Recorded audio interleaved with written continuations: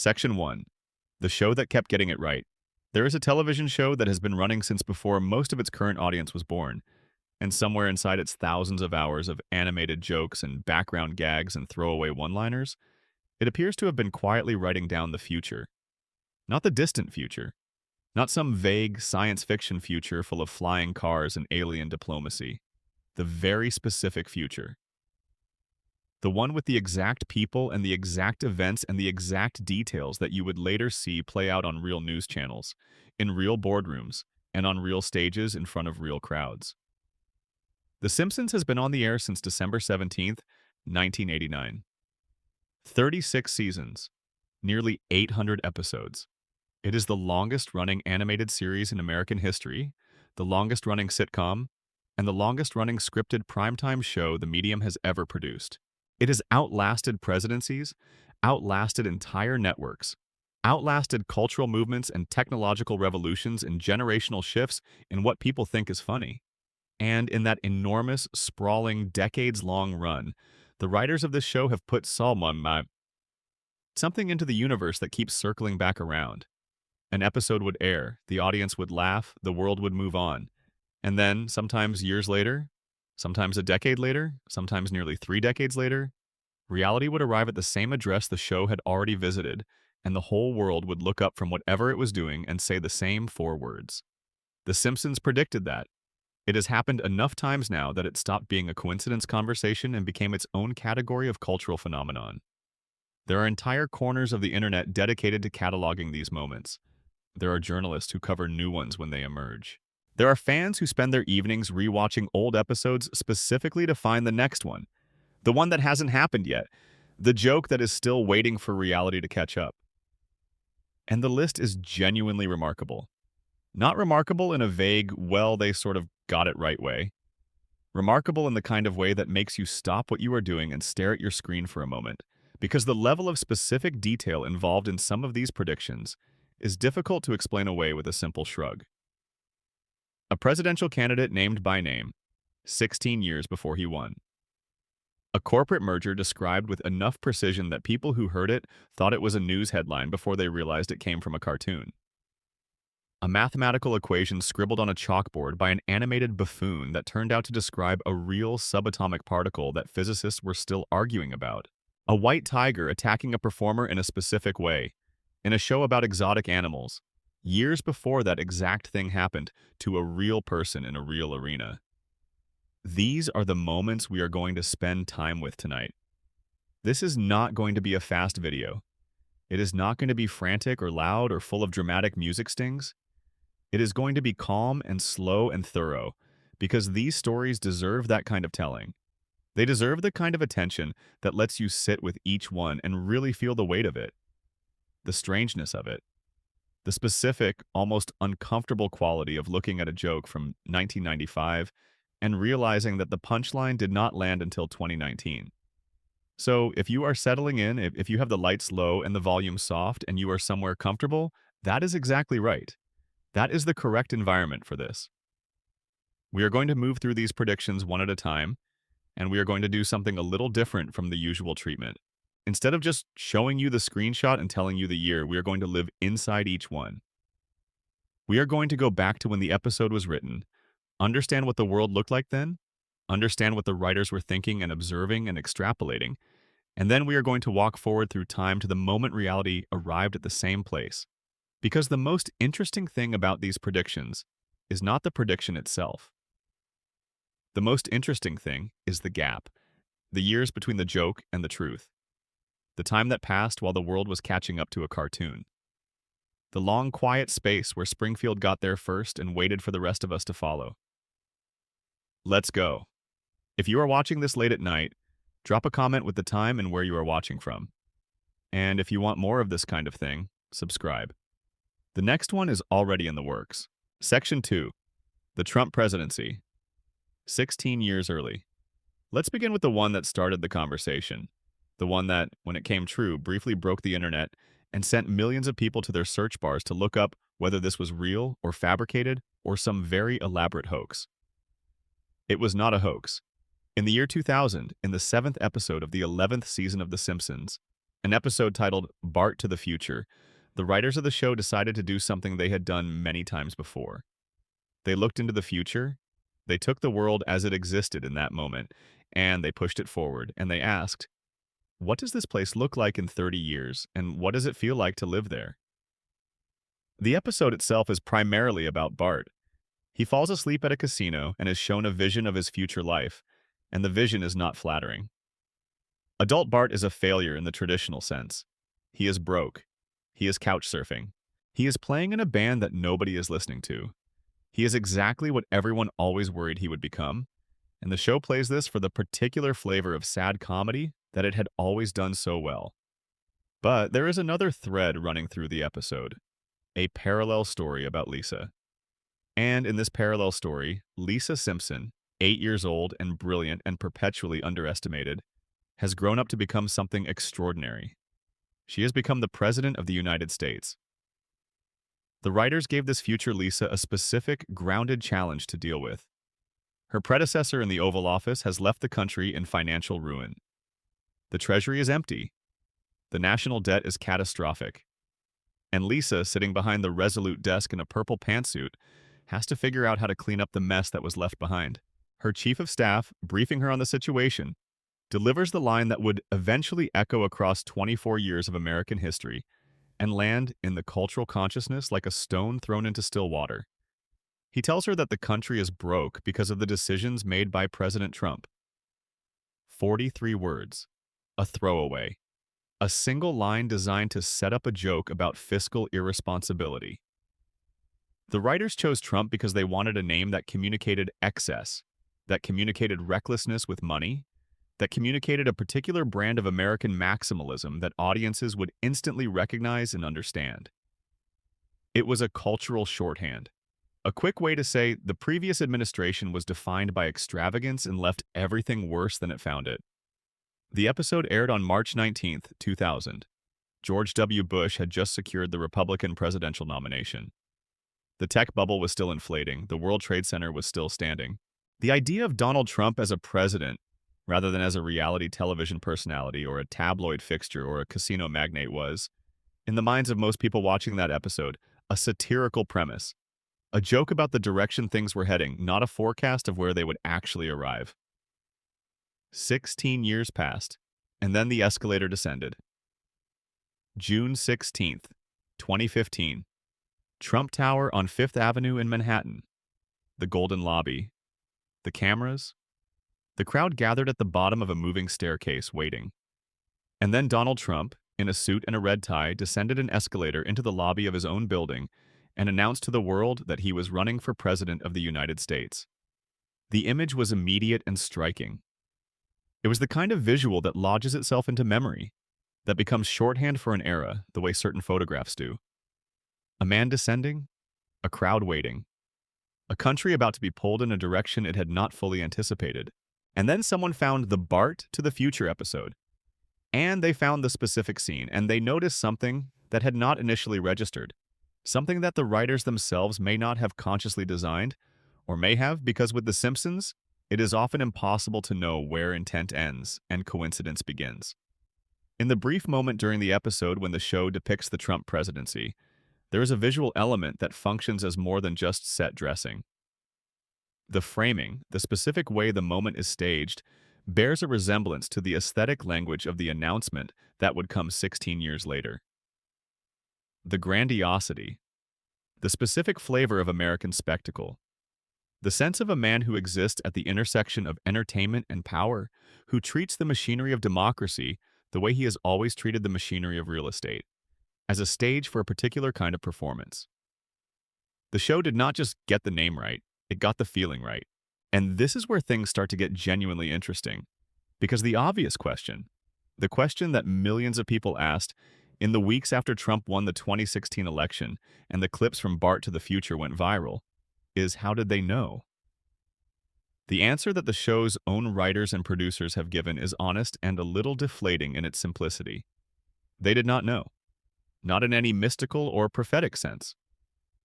What they knew was what anyone paying attention could have known in the year 2000. They knew that Donald Trump had been publicly flirting with the idea of running for president since the late 1980s. He had actually explored a Reform Party candidacy in 1999, just a year before the episode aired. He had given interviews. He had tested the water. He had made it clear that the presidency was something he had thought about, something he considered within the realm of possibility for a man of his ambitions and his profile. The writers were not seeing the future. They were reading the present. They took a man who was already gesturing toward political ambition, who was already a household name in a very specific register of American celebrity, and they asked the simplest satirical question available to them. What happens if the most famous rich person in America actually does this? And then they used that premise as a punchline. The joke required no real imagination. It required only observation. The observation that American culture was moving in a direction where the line between entertainment and governance was getting thinner every year, where the qualities that made someone famous, the magnetism, the spectacle, the willingness to say outrageous things with complete confidence, were increasingly the same qualities that made someone electable, where the celebrity of a person could outrun the policy positions of a person in the minds of voters who were tired of the usual language of politics. That observation was available to anyone willing to look at the late 1990s with clear eyes. The Simpsons writing staff looked, and they wrote it down, and they filed it away as a joke, and then the world caught up. But here is what makes the Trump prediction more than just a lucky guess dressed up as satire. Here is what separates it from the category of coincidences and puts it in a different, stranger category of its own. The episode did not just predict that Trump would run. The episode predicted the specific context in which a Trump presidency would be assessed. The context of economic consequence. The context of a successor having to deal with financial damage. The framing of a Trump administration as something that happened and then left a mess behind, a mess that someone else would inherit and have to manage.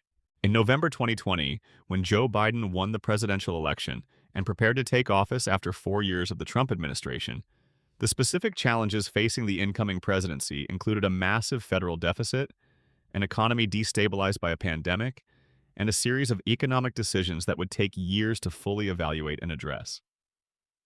The show did not just get the name, it got the shape of the story, the arc of it, the before and after, the sense that the Trump presidency would be remembered not just as itself, but as a thing that others would have to reckon with in its wake. Bart to the Future aired in the year 2000. It was making a joke. The joke turned out to describe something that would not happen for another 16 years.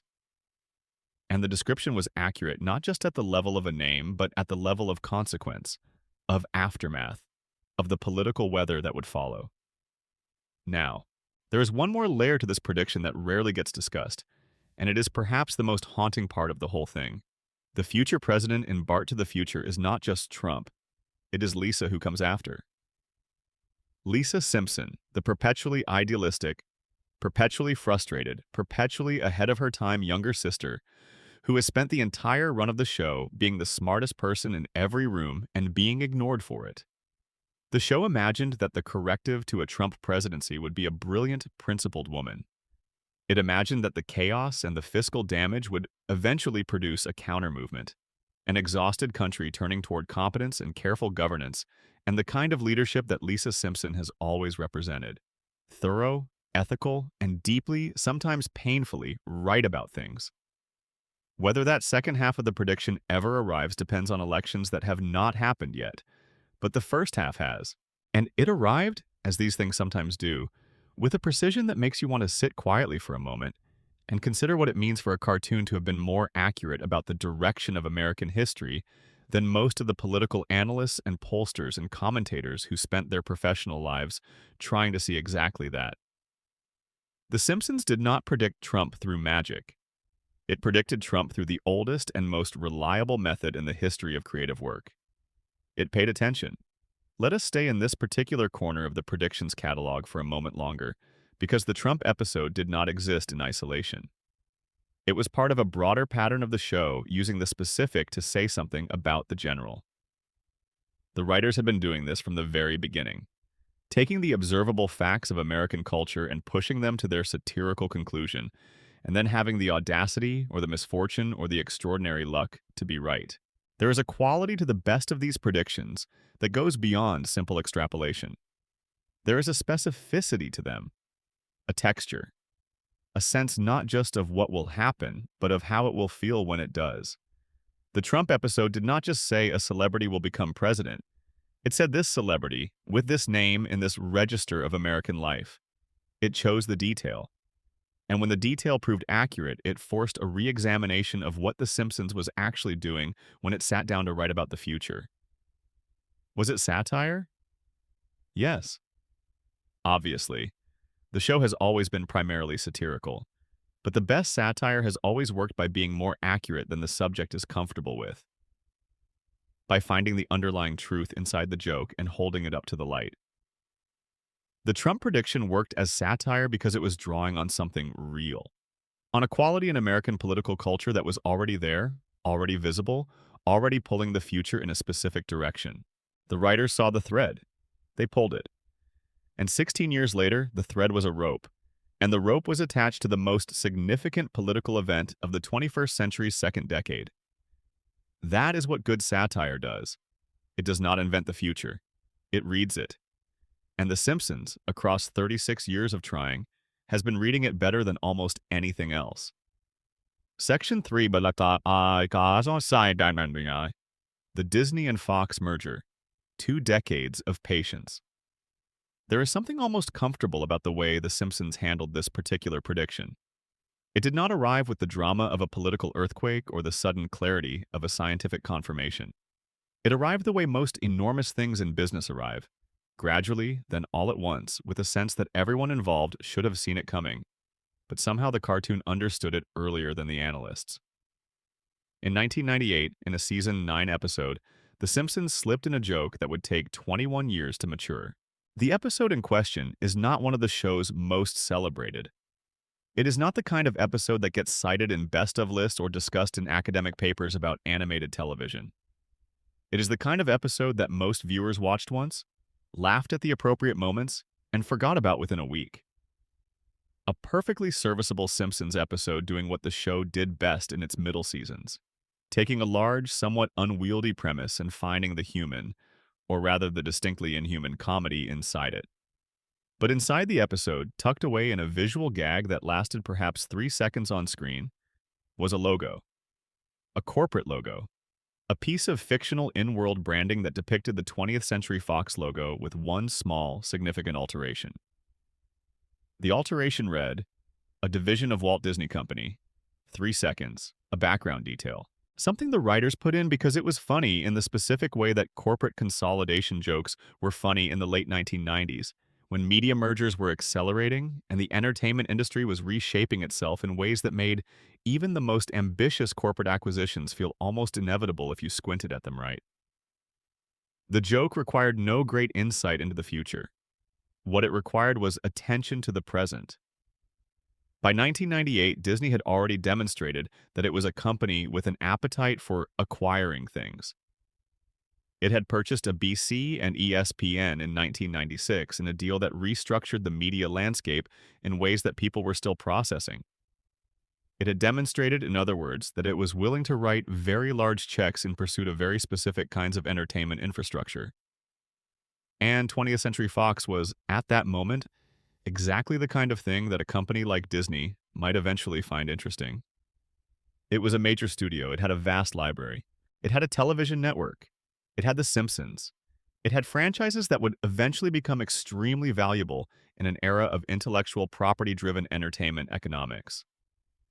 It was, in short, the kind of asset that consolidation logic would eventually point a sufficiently wealthy acquirer toward. The writers saw the logic. They made the joke. And then the joke sat there quietly for 21 years, while the real world went about its business of being complicated and slow and full of regulatory hurdles and competitive pressures and the particular kind of corporate inertia that makes even the most obviously inevitable acquisitions take forever. December 14th, 2017. Disney and 21st Century Fox announced a merger agreement worth approximately $52 billion.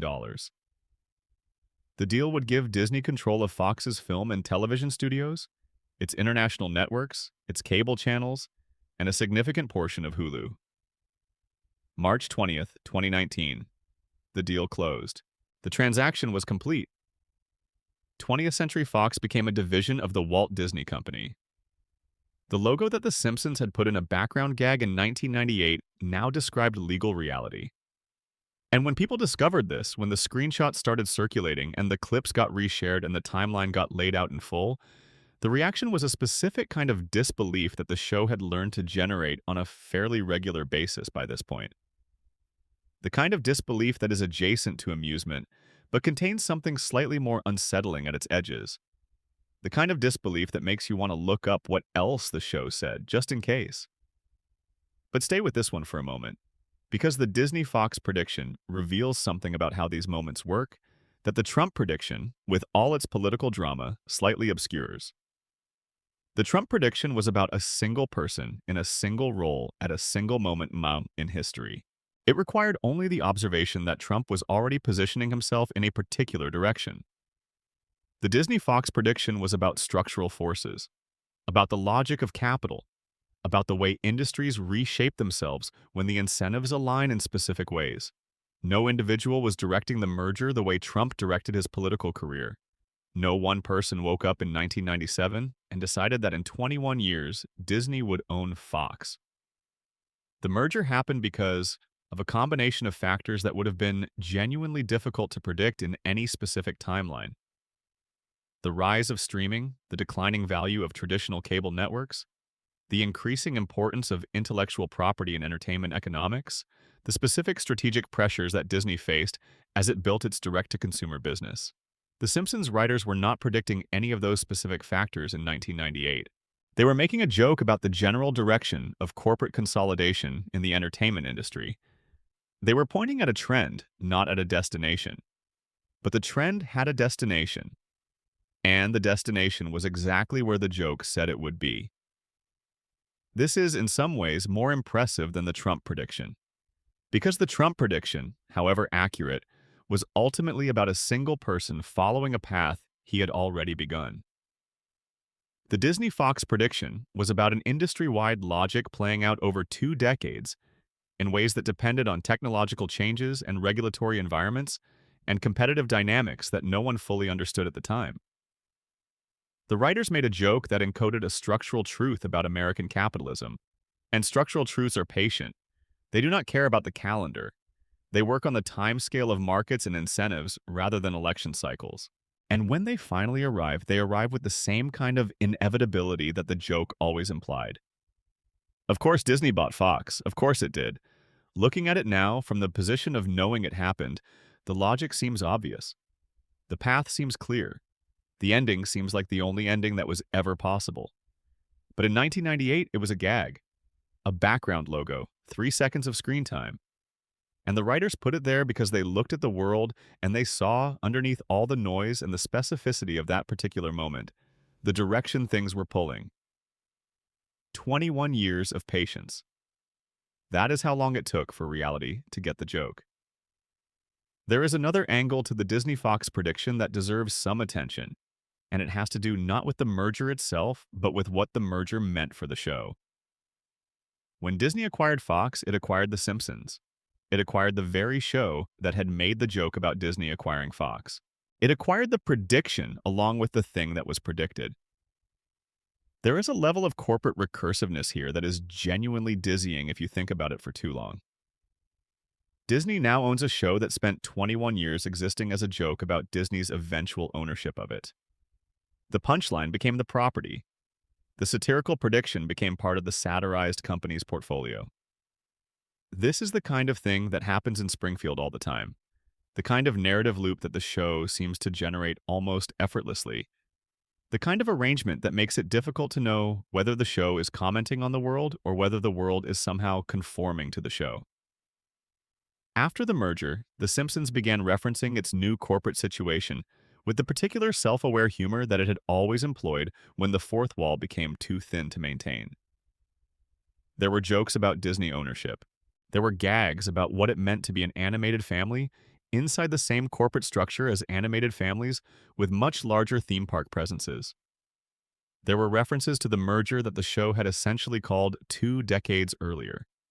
And through all of it, the show continued. The same family, the same town, the same cracked cooling towers, and the same couch gag, and the same Sunday night time slot.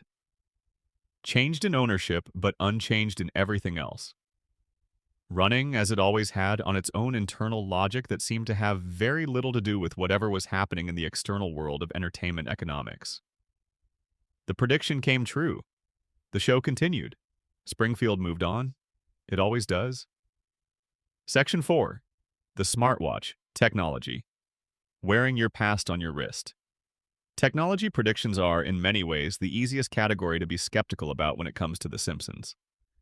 The general direction of technology has been knowable for a long time. Small things get smaller. Devices get more connected. The computer you carry in your pocket was, in some essential sense, visible on the horizon for anyone paying attention to the trajectory of computing in the late 1980s and 1990s. The question was not whether, but when and how. So when people cite The Simpsons' smartwatch as a prediction, it is reasonable to ask, how much of a prediction was this, really? If you know that technology gets smaller and more wearable, and you put a wrist computer in a cartoon, are you predicting the future or just extrapolating an obvious trend? The answer, as with most of the interesting questions about this show, is, it depends on the detail, and the detail here is more interesting than it might initially appear. The episode in question is a 1995 episode from Season 6. In this episode, a character is depicted using what appears to be a watch-sized device to communicate and access information. The visual design of the device, small, worn on the wrist, capable of displaying information and facilitating communication, anticipates the essential form factor of the modern smartwatch in a way that is genuinely striking when you see it. But what makes this particular prediction interesting is not just the form factor, it is the year. 1995 was not a moment when the smartwatch was sitting on the immediate horizon of technology. Personal computers were still primarily desktop machines. The internet was in its early consumer phase. The mobile phone that most people knew was a large brick-sized device primarily useful for making phone calls. The idea of a miniaturized, networked, wearable computer that could display information and facilitate communication was not an obvious next step. It was an extrapolation that required skipping several intermediate stages of technological development. The smartwatch as a mass consumer device did not arrive until 2015, when the Apple Watch launched and established the product category in the mainstream consciousness. That is 20 years after the Simpsons episode. 20 years of technological development, of miniaturization, of battery technology and screen technology and wireless networking and operating system design, before the device that the episode depicted became a real thing that people could buy and wear. The writers in 1995 were not drawing on the immediate technological environment. They were projecting forward along a trajectory, imagining a future that required 2 decades of engineering work to actually construct. And they got the form factor right. They got the wrist placement right. They got the essential function right. Information and communication on your body, always available. They missed some things, obviously. The version in the show is simpler than the actual Apple Watch, which makes sense because no one in 1995 could have known about digital health monitoring or app ecosystems, or the specific integration between a smartwatch and a smartphone. But the essential thing, the idea that would eventually become a multi-billion-dollar product category, was there. On a cartoon wrist, in 1995. There is a broader pattern here that the smartwatch prediction exemplifies particularly well. The Simpsons writing staff, in its peak seasons, was extraordinarily good at taking the logic of technological development and following it to its natural destination without getting distracted by the intermediate steps. They were not predicting specific products or specific release dates. They were predicting shapes. They were predicting the form that technology would eventually take, based on an understanding of where the forces driving that technology were pointing.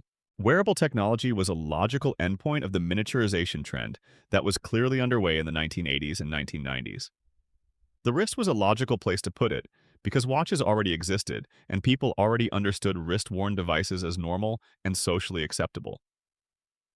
The communication and information functions were logical because those were the functions that computing technology was increasingly being optimized for. The writers connected these dots. They drew a picture of what the destination looked like. and then they filed it away as a joke and moved on. 20 years later, people started buying the thing they had drawn. Now, the smartwatch is not the only technology prediction that the show made in this era, and some of the others are even more specific and therefore even more striking. In a 1994 episode, the show depicted a device that functions as a form of tablet computing. A flat, handheld screen that displays information and can be interacted with directly. This is worth pausing on for a moment, because 1994 is an unusually early date for a tablet computer to appear in popular culture in anything resembling a realistic form. The tablet computer as a concept had existed in various forms in science fiction for decades, but as a realistic, near-future technology, it was not widely discussed in 1994. The Newton, Apple's personal digital assistant, had launched in 1993 and was widely considered a commercial failure. The iPad, which would define the tablet market, would not arrive until 2010. The idea that handheld flat-screen computing would become a mainstream, everyday technology was not obvious in 1994 in the way that it became obvious in retrospect. And yet there it was. In a cartoon. A flat device, a touchable screen, a handheld window into the world of information. There is also the autocorrect prediction. In a 1994 episode featuring the Newton, the show made a joke about the device misreading handwriting and producing nonsensical autocorrect suggestions. The joke was pointed at the Newton specifically, at its well-documented difficulties with handwriting recognition. But the deeper joke, the one that aged into something stranger than the writers intended, was about the fundamental nature of automated text correction. The show depicted the specific failure mode that would become one of the defining comedic tropes of the smartphone era. The autocorrect that confidently produces the wrong word. In 1994, this was a joke about a single, struggling product. By 2010, it was a joke about every person's daily experience with their phone. The failure mode generalized, the punchline scaled, and the show had already written it down. The pattern across all of these technology predictions is the same pattern that we saw with the Trump prediction and the Disney-Fox merger. The writers were not inventing things, they were observing tendencies. They were following lines that were already drawn in the world and asking where those lines ended up. And they had the discipline, or the luck, or some combination of both, to follow those lines accurately enough that when the world eventually arrived at the destination, the cartoon was already there waiting. Technology moves along observable paths. Capital accumulates in predictable ways. Human ambition, in the specific register that produces presidents and corporate empires, tends to follow recognizable patterns. The Simpsons was watching all of these things, writing them down, making them funny, and then being right about them in ways that the comedy alone does not fully explain. Section 5. The pandemic episode, an outbreak. Before the outbreak. This one requires a particular kind of care because it sits at the intersection of something genuinely eerie and something genuinely explainable, and both of those things are true at the same time. And holding both of them together is the only honest way to approach it. In 1993, in the fourth season of The Simpsons, the writers created an episode called Marge in Chains. The episode's central premise involves a flu virus that originates in Asia, is carried to the United States through a product shipment, and proceeds to infect and incapacitate a significant portion of Springfield's population. The show was not trying to predict a pandemic. The episode is primarily about something else entirely. About Marge being accused of shoplifting, about her trial, about the community's response. The flu outbreak is, in narrative terms, the setup, the mechanism that creates the conditions for the main plot. It is a device, not a thesis, a way of getting characters into a particular situation, not a statement about the future of public health. But the details the writers chose when constructing that device are, viewed from the distance of 27 years, extraordinary. The virus originates in Japan. It spreads to the United States through physical goods, in the episode through juice machines shipped from Japan. Once it arrives in Springfield, it spreads quickly through the population, creating widespread illness and the kind of communal disruption that comes from too many people being sick at the same time. The episode was first aired in 1993. COVID-19, the real pandemic, began in late 2019 in Wuhan, China, and spread globally through 2020. The geographic origin differs. Japan versus China. But the essential dynamic, a respiratory illness originating in Asia and spreading to the United States through the movement of people and goods, is the same. And then there's the detail that takes the whole thing one step further into strangeness. As part of Springfield's chaotic response to the outbreak, a mob gathers outside a medical building demanding a cure. When the cure fails to materialize quickly enough, the mob destroys the building in frustration, inadvertently releasing what the episode describes as killer bees. The town, already dealing with a viral outbreak, now also has to contend with a sudden swarm of dangerous insects. In the spring of 2020, during the early months of the COVID-19 pandemic in the United States, news broke of the arrival of Vespa mandarinia, the Asian giant hornet, in the Pacific Northwest. The media, responding to the combination of the pandemic and this additional unsettling development, dubbed them murder hornets. The internet reacted with a particular flavor of exhausted dark humor that had become the dominant register of 2020.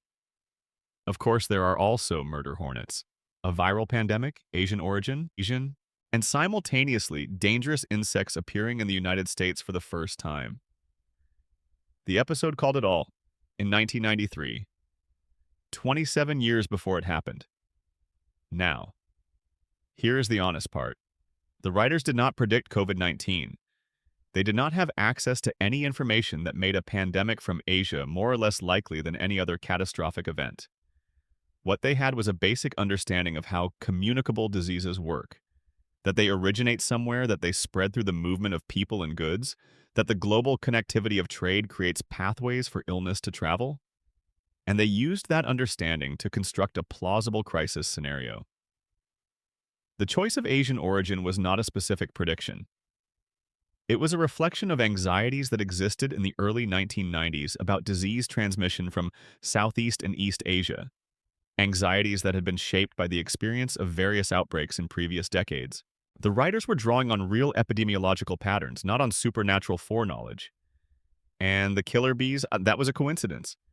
The episode chose that particular element of chaos because it was funny, because the image of a community simultaneously dealing with a viral outbreak and a swarm of dangerous insects is the kind of compounding absurdity that the show has always loved. The murder hornets of 2020 were not causally related to the joke in the 1993 episode. They just happened to arrive at the same time as the pandemic, in the same way the episode had suggested. And yet, the combination of these elements, viewed from the vantage point of 2020, produces something that is genuinely difficult to dismiss as mere coincidence. Not because any individual element is so specific as to be inexplicable through normal means, but because the pattern of elements together forms something that looks, with uncomfortable precision, like a description of a specific real event, a viral illness, Asian origin, spread through the movement of goods, widespread infection and community disruption, and simultaneously, dangerous insects. All of that in 1993. The most thoughtful explanation for how this happened is not mystical. It is structural. The Simpsons episode drew on a real set of concerns about global health, about the vulnerability of highly connected societies to biological threats, about the specific geography of disease transmission in the 20th century. Those concerns were grounded in real epidemiological history, and that history eventually repeated itself in a way that the episode had already described. The show did not predict the future. It described the present accurately enough that the future, when it arrived, recognized itself in the description. But stay with the pandemic episode a moment longer, because there is a texture to the show's handling of this particular crisis that deserves attention, beyond just the facts of the prediction. The episode depicts Springfield's response to the outbreak with a specificity that, watched in 2020, felt less like satire and more like footage. The community's initial underreaction, the escalating anxiety as the situation became clearer, the mob mentality, the desperate search for a cure, the disruption to daily routines, the sense of normalcy being suspended in ways that people did not fully understand and could not fully predict. These are not specific predictions about COVID-19.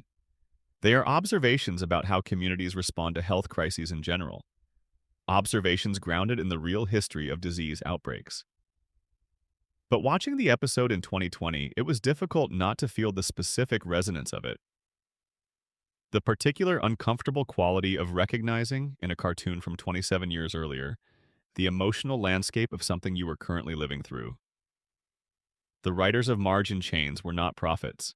They were attentive observers of human behavior under pressure, and they constructed a scenario that captured something true about how people react when they are frightened and uncertain, and looking for something to blame and something to fix. Human behavior under pressure changes slowly. The specific threats change, the specific details change. But the pattern of how people respond, the particular way that anxiety expresses itself collectively, the specific failures of community coordination that tend to emerge in crises, those things are consistent across decades. The show got those things right. And in 2020, when those things were happening again, in a context that the writers of 1993 could not have specifically imagined, the accuracy of the observation was still there. Still recognizable. Still, in its quiet way, correct. That is the kind of prediction that lasts. Not the specific detail, though sometimes the specific detail is also right. The pattern. The underlying human truth. The way people are when things go wrong. The Simpsons has been getting that right since the beginning. Section 6, Homer's equation and the Higgs boson, a cartoon chalkboard meets the God particle. This one requires a slow approach, because it is simultaneously the most scientifically specific prediction in the show's history, and the prediction that requires the most careful unpacking to understand what actually happened and why it is as remarkable as it is.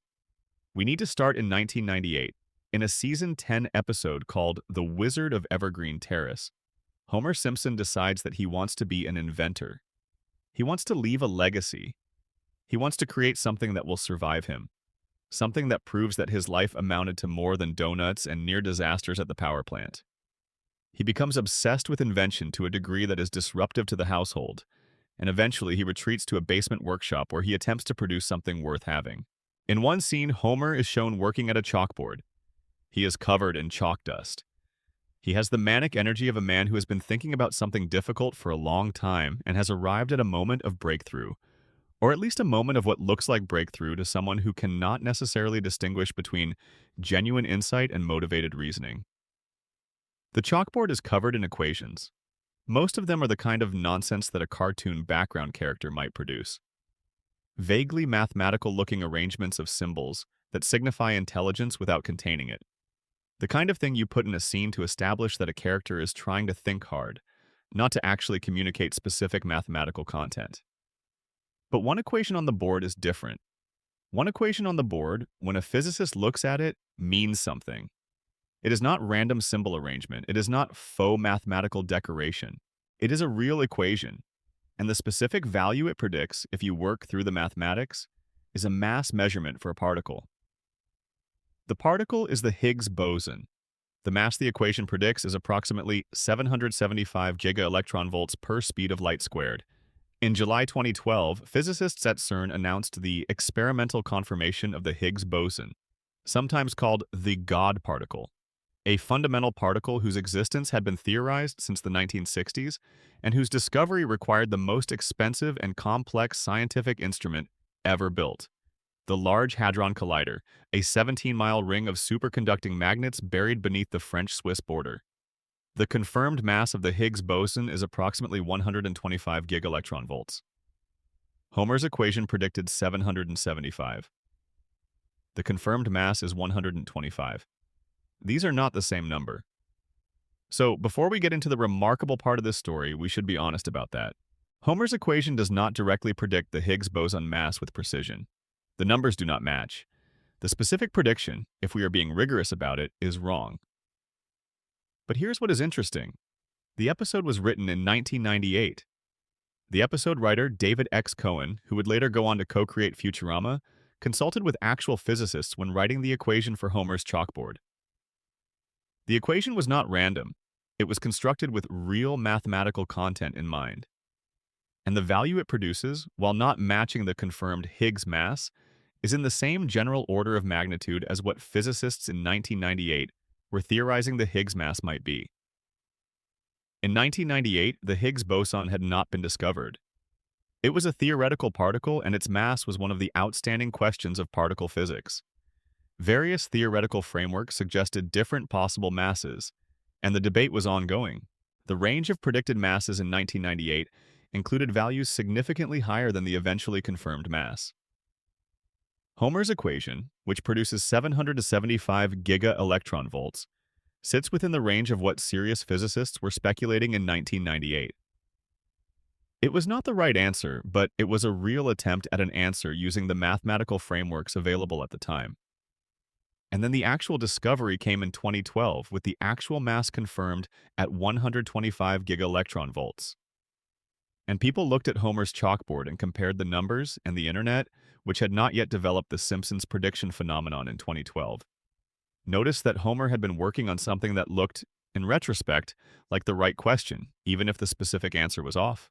The correct framing of this prediction is not Homer predicted the Higgs boson mass. The correct framing is, in 1998, a Simpsons episode consulted real physicists to construct a real equation about a real theoretical particle, and that equation engages genuinely with the actual physics problem of predicting the Higgs mass using the tools available at the time. That is, in a quiet and specific way, extraordinary. Not because the cartoon got the number right, it did not, but because a piece of popular entertainment in 1998 was engaged with a real, unresolved problem in fundamental physics in a way that was more than decorative. The equation meant something. It was doing real mathematical work, even if the answer was off. And 14 years later, when the actual answer was found, the equation on Homer Simpson's cartoon chalkboard was in the conversation. It was in the same territory. It was reaching toward the same destination by a route that turned out to be incorrect, but it was reaching. There is a physicist named Simon Singh who has written about this episode in detail. Singh, a science writer who has published extensively on mathematics and physics, analyzed Homer's equation and confirmed that it was not random, that it engaged real physics, and that it was doing something genuine with the question of the Higgs boson mass. He placed the equation in the context of where theoretical physics was in 1998, and argued that it represented, if not a prediction, then a real attempt at prediction by the methods available at the time. The show did not accidentally stumble onto this. Someone on the writing staff cared enough to get a real physicist involved. Someone wanted the chalkboard to mean something rather than just look impressive. Someone decided that the joke was funnier if the mathematics was real. And the mathematics was real enough that 14 years later, when the God particle was finally confirmed, someone looked at a cartoon chalkboard from 1998 and found a genuine connection. That is the Higgs boson prediction. Not as clean as the Trump prediction, not as structurally satisfying as the Disney-Fox prediction, but in its own way, it is the most intellectually interesting one, because it is the one that shows the writing staff not just observing the world, but engaging with it. Not just watching trends and following them forward, but sitting down with actual scientists and trying to think about actual unsolved problems. The equation on Homer's chalkboard was a real attempt at science. It happened to be wrong, but it happened to be wrong in a way that was relevant to the right answer, reached by the right methods in the right year. And that is a more interesting kind of wrong than most people are capable of. There is a particular quality to the way The Simpsons approaches science and mathematics in its best seasons that the Higgs boson episode illustrates beautifully. The show has always had an unusual relationship with intellectual content. It never condescended to its audience about complexity. It never simplified scientific ideas beyond recognition in order to make them accessible. It trusted that the audience, if properly guided, could engage with real things. The mathematics on Homer's chalkboard is real mathematics. The physics the equations describe is real physics. The specific problem the equation addresses, the mass of the Higgs boson, is a real problem that real physicists were working on in 1998. The show could have put random symbols on the board. It would have looked exactly the same to 99% of the audience. Nobody would have known the difference. The joke would have worked just as well with decorative nonsense as with real equations. But someone decided to make it real. Someone decided that the joke was better if it meant something. Someone on the writing staff of The Simpsons in 1998 cared enough about the integrity of a background visual to consult an actual physicist and get actual equations that actually engaged with an actual unresolved problem in theoretical physics. That commitment to real content, that refusal to treat the audience as incapable of engaging with genuine complexity, is part of why the show produced so many predictions that turned out to be accurate. Not because the writers were psychic, because the writers were serious, because they took the intellectual content of their comedy seriously enough to do the actual work. When you do the actual work, you sometimes find the real answer before the world does. Section 7. The Siegfried and Roy Prediction. What the White Tiger Knew. Las Vegas is a city that operates on a specific kind of mythology, and for decades, one of the central figures in that mythology was a duo whose act embodied the particular extravagance that the city had perfected, Siegfried and Roy. Two German-born performers who had built their careers around the theatrical magic of large, dangerous animals, who had turned the white tiger and the white lion into symbols of something at once majestic and commercially extraordinary, who had created, in their long-running residency at the Mirage Hotel, one of the most financially successful stage shows in the history of American entertainment. The act was beautiful, and it was dangerous, and it was, for the people who saw it, genuinely memorable in a way that very few live performances managed to be. The animals were real. The risk was real. The theatrical relationship between the performers and these enormous, powerful creatures created something that no amount of digital special effects could replicate. And in 1993, 2 years before Siegfried and Roy would celebrate their 20th anniversary at the Mirage, The Simpsons made a joke about exactly how their act might go wrong. The episode is Homer's Barbershop Quartet, which aired in September 1993. The episode is primarily concerned with Homer's history in a barbershop quartet, a story told in flashback that takes the characters through a series of adventures and misfortunes in the music industry. It is one of the show's most celebrated episodes, full of the kind of warm, specific comedy that the show produced effortlessly in its early seasons. Inside the episode, there is a brief throwaway joke about a Las Vegas magic act involving big cats. The joke is not central to the episode. It is a background gag, a quick, sharp observation about the specific dynamic of magic acts that involve large, potentially dangerous animals. The setup and punchline take perhaps 10 seconds of screen time. The punchline involves a white tiger attacking one of the performers. October 3rd, 2003, Las Vegas, the Mirage Hotel. During a live performance of Siegfried and Roy's show, a 7-year-old white tiger named Monocore bit Roy Horn on the neck and dragged him off stage. Roy suffered severe injuries. The attack effectively ended the act that had been one of Las Vegas's most celebrated entertainment institutions for over 2 decades. The specificity of the match is what makes this prediction notable. Not just that the act would eventually have a dangerous incident, which is a risk that anyone working with large predatory animals accepts as an occupational reality. Not just that a big cat would be involved, but that the specific configuration would involve a white tiger, and that the attack would involve a performer being taken by the neck in front of an audience during a live show. The show was not predicting a vague category of risk. It was describing a specific type of event with a specific type of animal in a specific type of context. And 10 years later, the event occurred. Now, the honest context for this prediction is important. There is a version of the Siegfried and Roy prediction story that presents it as more precise than it actually was. The episode does not specifically name Siegfried and Roy. It does not depict their specific act. It depicts a generic Las Vegas magic act with big cats. The white tiger element is there, but the connection to the actual Mirage show requires the viewer to supply the association. So the prediction is not, this specific show will have this specific accident. The prediction is more general. Las Vegas magic acts involving large cats carry a specific kind of risk, and a white tiger is the specific animal most associated with this category of performance. But within those parameters, the prediction is remarkably accurate. Because it is not random, the white tiger was not a randomly chosen detail. The white tiger was Siegfried and Roy.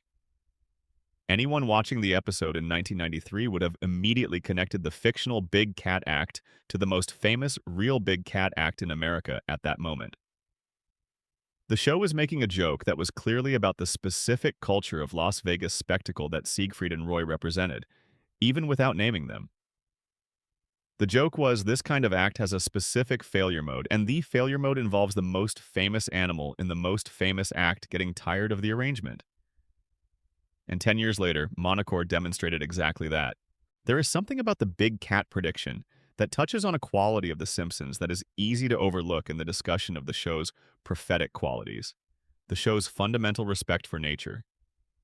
Its awareness, running beneath the jokes and the satire that the natural world operates on rules that human beings do not write and cannot fully negotiate with.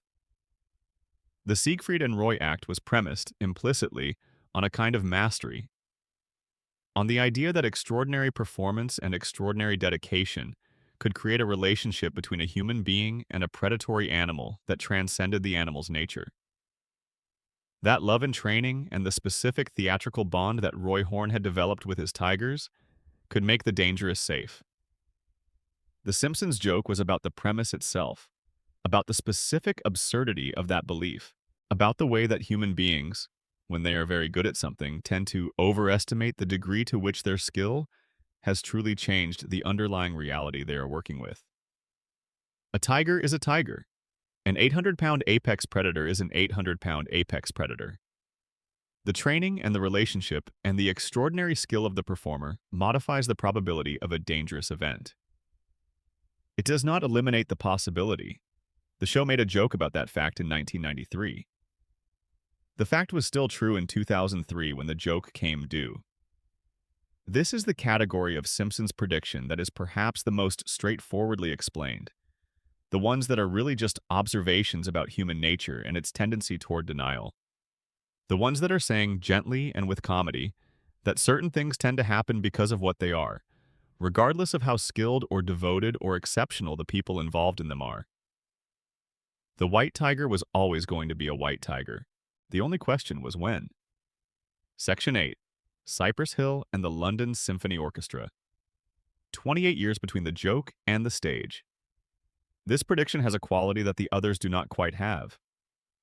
The others are serious in the sense that they touch on significant things.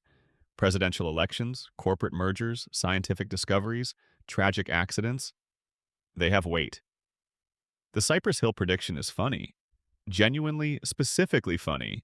Not in a cosmic sense, but in the very immediate, particular sense of a joke that took 28 years to land and then landed exactly as written. Let us set it up properly, because the setup matters. Lollapalooza was a cultural phenomenon that peaked in the early 1990s. It was a touring festival that represented a specific moment in American music, when alternative rock had moved from the underground into the mainstream, and a new generation of musicians and fans was defining itself against the corporate entertainment landscape that had preceded it. For a few years in the early 90s, Lollapalooza was one of the most important events on the American cultural calendar. The Simpsons, which had always been extraordinarily good at capturing and satirizing the specific textures of contemporary culture, created an episode about Lollapalooza in 1996. The episode is called Homerpalooza. Homer, having been dismissed as hopelessly unhip by his children, stumbles into the festival and ends up becoming a performer himself, specifically a performer whose act involves getting hit in the stomach by a cannonball. The episode is rich with the specific pleasures of mid-90s alternative rock culture.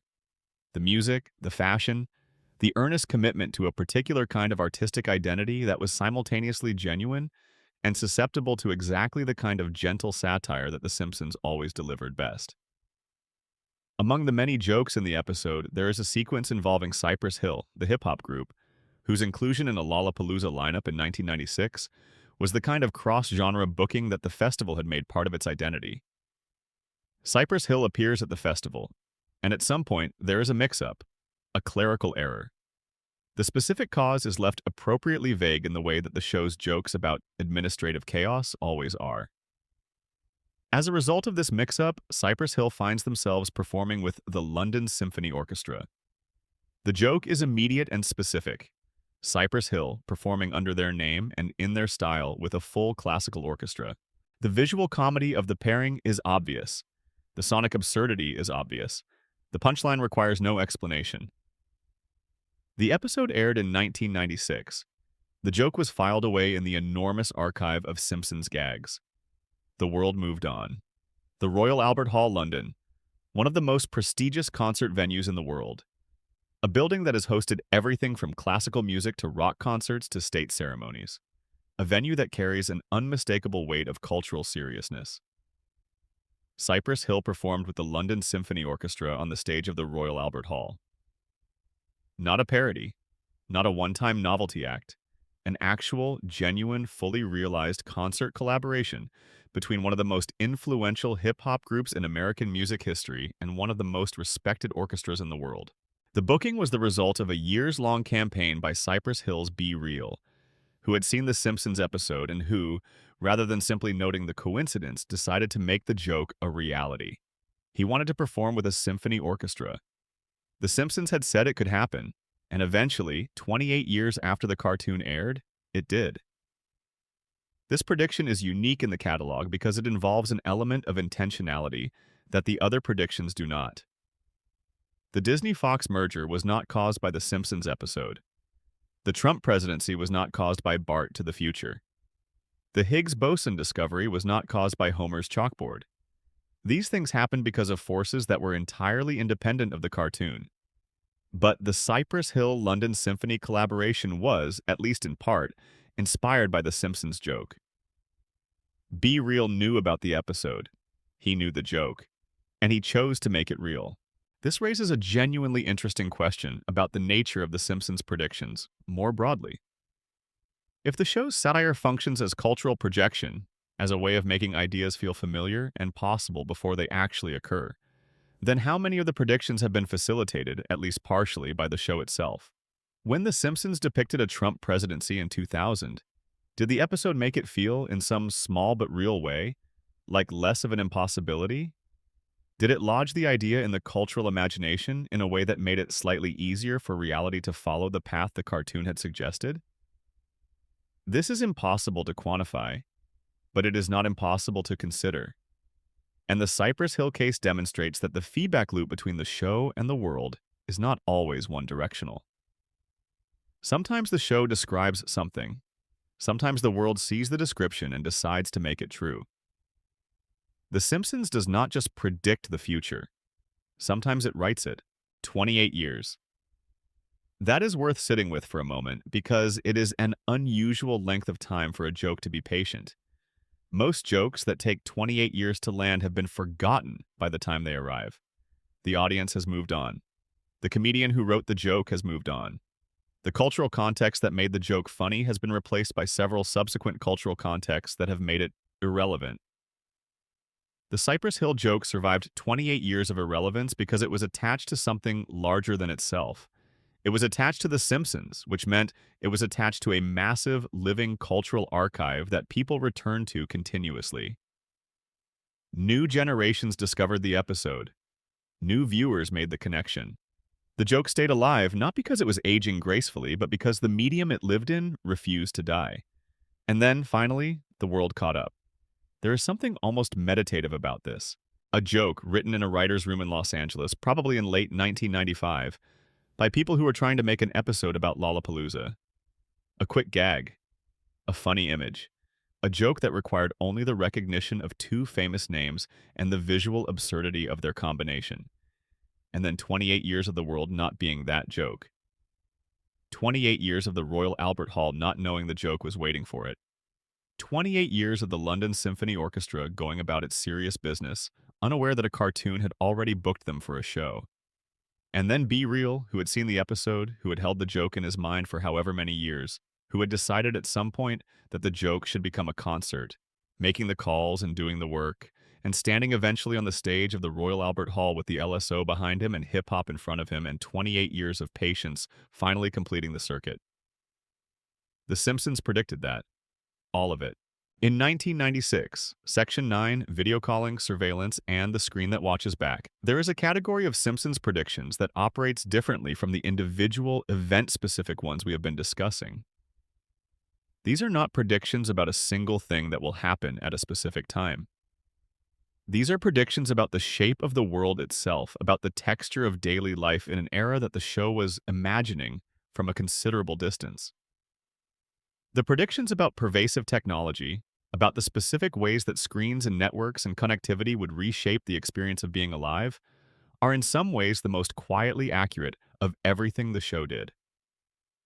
Let us start with video calling. In multiple episodes across the show's run, beginning as early as the mid-1990s, The Simpsons depicted characters communicating through video screens. Not in a science fiction way, not with the specific aesthetic vocabulary of futurism, in a mundane way, in the way that a family might use a video call to talk to a relative who is not physically present, in the way that a business might conduct a meeting remotely, in the way that technology would eventually become not extraordinary but ordinary, not a marvel but a utility. The specific visual of these moments is worth describing because it is so precise. Someone at home sitting in front of a screen, talking to someone else who is visible in a small rectangle on that screen. The back and forth of conversation happening across physical distance in real time, with both parties visible to each other. This is FaceTime. This is Zoom. This is the specific experience that became universal during the 2020 pandemic, and that has remained a permanent feature of modern communication ever since. The show depicted it in the 1990s as something that characters use casually, without special equipment or special circumstances, as part of the normal vocabulary of daily communication. And that casualness, that normality, was the prediction. Not the existence of video communication technology, which had been theorized and demonstrated in various forms for decades. The prediction was that it would become ordinary, that it would become the kind of thing families did without thinking about it, without marveling at it, without any particular ceremony. The particular texture of a normal relationship conducted partly through a screen. That is what the show got right, earlier than most people imagined it would happen. Then there is the surveillance prediction, which is more complex and more unsettling than the video calling one. The Simpsons, particularly in its middle seasons, returned repeatedly to themes of surveillance. To the specific anxiety of living in a world where information about you is being collected without your full awareness or consent. To the gap between the official story, that surveillance technology exists for your protection, and the actual experience of living in a world where your movements and preferences and communications are being observed and recorded. The show made jokes about this. It made jokes about government surveillance, about corporate data collection, about the specific vulnerability of people who carry networked devices everywhere they go. It made jokes about the ways that the systems designed to protect you can be turned against you, and about the ways that most people are willing to accept surveillance as the price of convenience. These jokes were funny in the 1990s because they were about something that felt distant, something that might eventually happen, but that was not, in the daily experience of most viewers, yet present. The surveillance state, such as it was in 1995, was something that affected specific categories of people in specific circumstances, not the general population going about its ordinary life. And then the phones arrived. The smartphone did not just enable communication and navigation and entertainment. It enabled a surveillance infrastructure that operates at a scale that would have seemed paranoid as a premise in a 1990s satire. The device in your pocket knows where you are at all times. It knows who you talk to. It knows what you buy and what you read and how long you spend looking at specific things. It collects this information continuously, and it shares it with companies and governments and advertisers in ways that most people understand only vaguely. The Simpsons was making jokes about this in 1997. It was depicting characters discovering that they were being watched by systems they had not chosen to be watched by. It was making the specific point that the price of connectivity is visibility, and that most people pay that price without fully reading the terms. In 2013, Edward Snowden's revelations about NSA surveillance programs confirmed that the United States government had been conducting mass surveillance of its own citizens' communications in ways that most of those citizens did not know about and had not consented to. The specific programs involved the collection of phone records and internet communications on a scale that required, when it became public, the kind of reckoning with the relationship between security and privacy that the show had been joking about for nearly 2 decades. The show did not predict PRISM or X-key score. It did not predict the specific programs or the specific scale, but it predicted the shape of the anxiety, the specific texture of living in a world where observation is constant and consent is nominal, and the systems watching you are operating according to logic that you do not fully understand. That anxiety is now a mainstream political and cultural concern. It was a Simpsons joke in 1997. There is also, within this category, the prediction about the specific way that social media would restructure the experience of celebrity and public discourse. The show, beginning in the mid 1990s, repeatedly depicted scenarios in which ordinary people achieved sudden, intense, temporary public attention, and in which the mechanisms of that attention were indifferent to the person experiencing it. The specific experience of going viral, of suddenly being the subject of enormous public interest for a short period, of the way that attention can arrive and depart with a completeness and speed that leaves the subject disoriented, is something that The Simpsons depicted in a pre-internet context, but with remarkable accuracy about the emotional reality of the experience. The show understood that fame is not a stable state, that it arrives suddenly and departs similarly, that the experience of being widely known for a brief period and then being widely forgotten is a specific kind of psychological event that the person experiencing it is not usually prepared for. This is, essentially, the experience of going viral. And the show described it and made comedy from it, and captured the specific emotional quality of it in an era when the specific mechanism that would eventually produce it, social media and algorithmic amplification, did not yet exist. The medium was different. The emotional truth was the same. The Simpsons predicted viral fame before the internet had a mechanism for producing it. It predicted the feeling before the technology existed to generate the feeling at scale. That is the category of prediction that is, finally, the most impressive. Not the ones where a specific event matches a specific joke, the ones where the show understood a human experience well enough that when the technology finally arrived to make that experience universal, the show had already named it. Section 10. The Donut Universe. Homer's Geometry and the Shape of Everything. There is a specific kind of scientific prediction that is at once the most absurd and the most quietly vertiginous of everything the show has done. The Donut Universe prediction sits in this category, and to approach it properly, we need to start with Homer's most fundamental characteristic. Homer Simpson loves donuts. This is not a personality quirk or a casual preference. Within the logic of the show, Homer's relationship with donuts is something close to ontological. It defines him. It shapes his decisions, his priorities, his understanding of what constitutes a good outcome. In Homer's cosmology, the donut is the highest form of achievement. So it is, in a specific way, perfectly appropriate that when the show decided to engage with a question about the nature of the universe itself, it did so through the lens of Homer's donut theology. In 1999, in the episode Treehouse of Horror 10, as part of one of the show's annual Halloween specials, Homer briefly grapples with the question of the shape of the universe. And the answer he arrives at, the answer that he proposes, and that the episode treats as both absurd and somehow correct, is that the universe is shaped like a donut, a torus, a three-dimensional surface that curves back on itself in a specific way, creating a shape that is, visually and mathematically, very much like a donut. Homer arrives at this conclusion through Homer logic, a combination of genuine intuition and motivated reasoning, and the specific kind of insight that tends to visit people who are thinking about something they love rather than something they are supposed to be thinking about. He is thinking about the universe, and he is also thinking about donuts, and the two thoughts arrive at the same place. In 2003, the journal Physical Review Letters published a paper by French cosmologists examining patterns in the cosmic microwave background radiation, the faint signal left over from the earliest moments of the universe that appeared to suggest a possible toroidal topology for the universe. A universe, in other words, that might be shaped like a donut. The specific claim was more qualified than the headlines that followed it. The researchers were not asserting that the universe was definitely donut-shaped. They were identifying patterns in the background radiation that were consistent with a toroidal universe, and they were proposing this as a hypothesis worth taking seriously. The evidence was suggestive rather than conclusive, and subsequent research has complicated the picture in ways that make the donut universe neither confirmed nor definitively ruled out. But the hypothesis was real. The mathematics was real. The patterns in the background radiation that suggested a toroidal universe were real. And the paper was written by serious physicists using serious methods. Homer had said it 4 years earlier. The Simpsons predicted a genuine cosmological hypothesis, proposed by real scientists using real data, in an episode about a Halloween special, through the medium of a joke about a man's love of deep-fried pastry.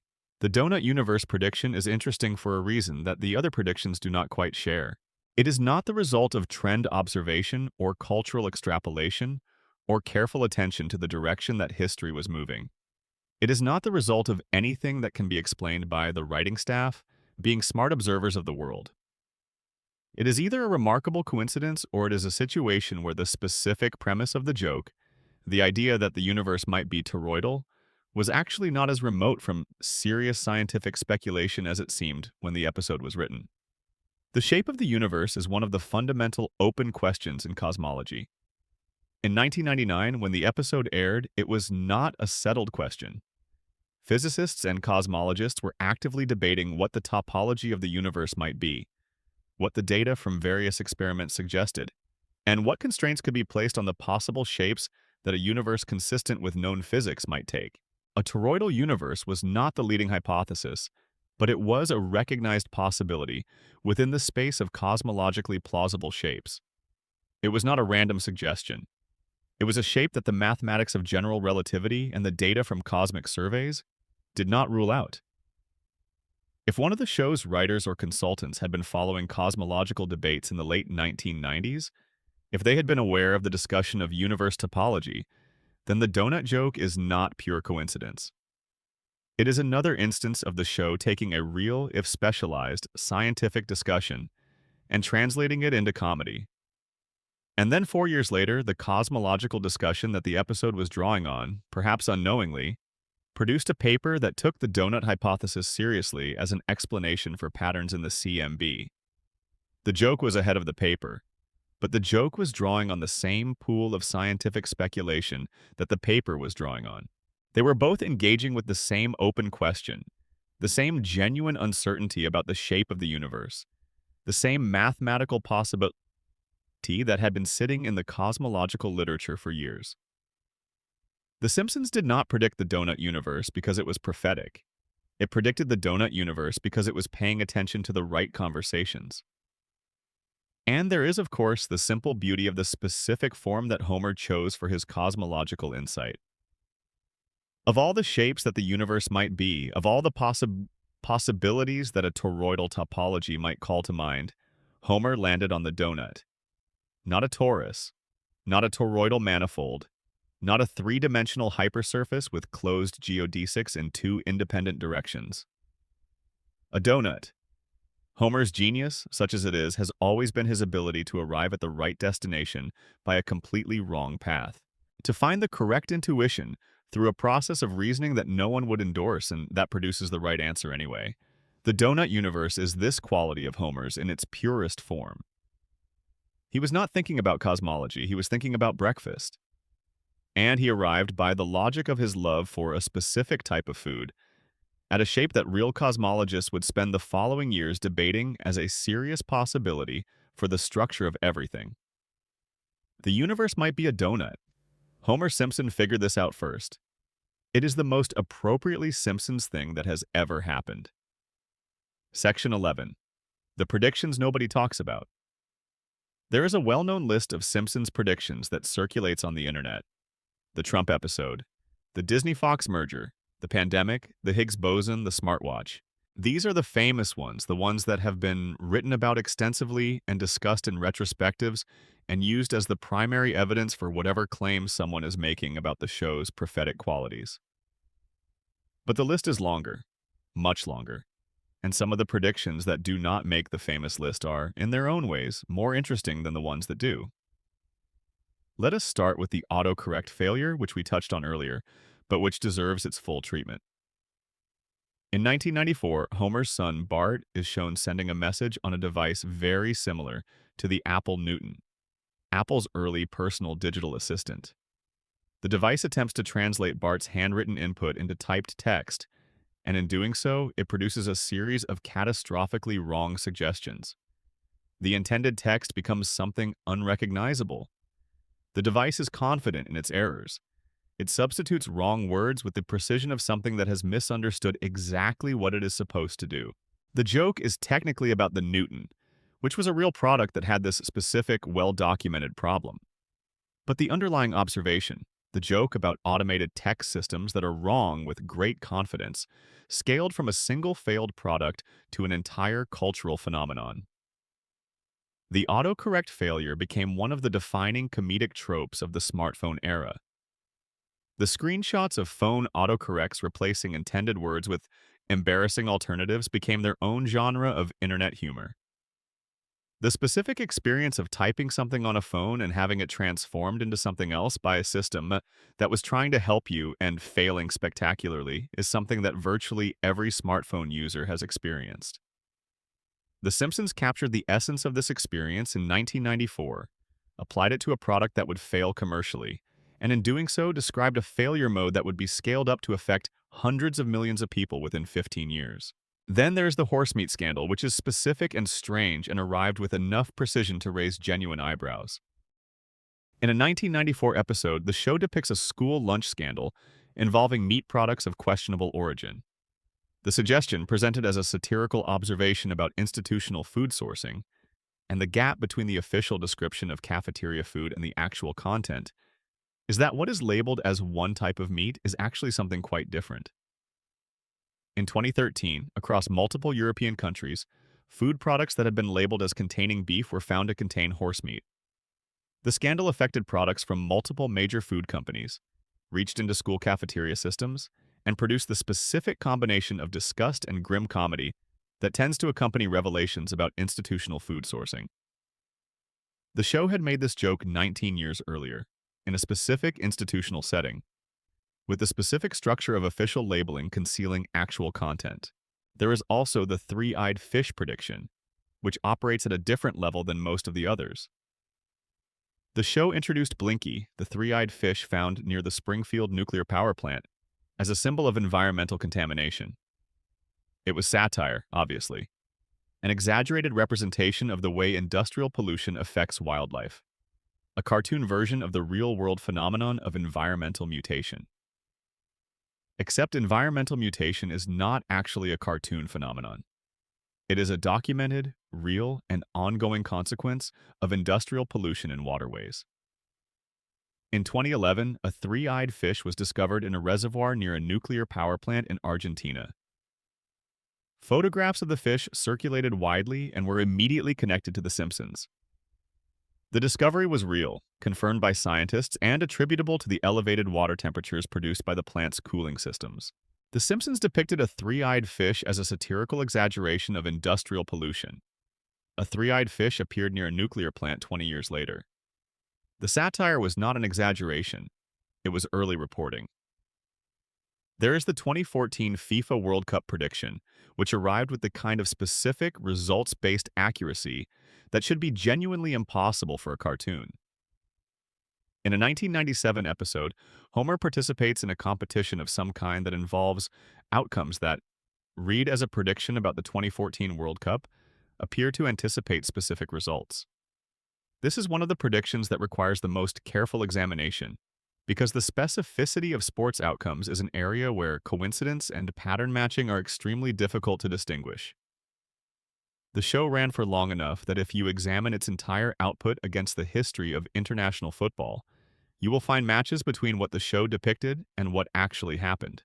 Whether any of these matches represent genuine prediction or selection from a large pool of possible outcomes is a genuine methodological question. But the specific instance of the 2014 World Cup, where images from the show depicting a particular outcome were circulated before the actual tournament results were announced, and then proved correct, generated significant attention and resists simple dismissal.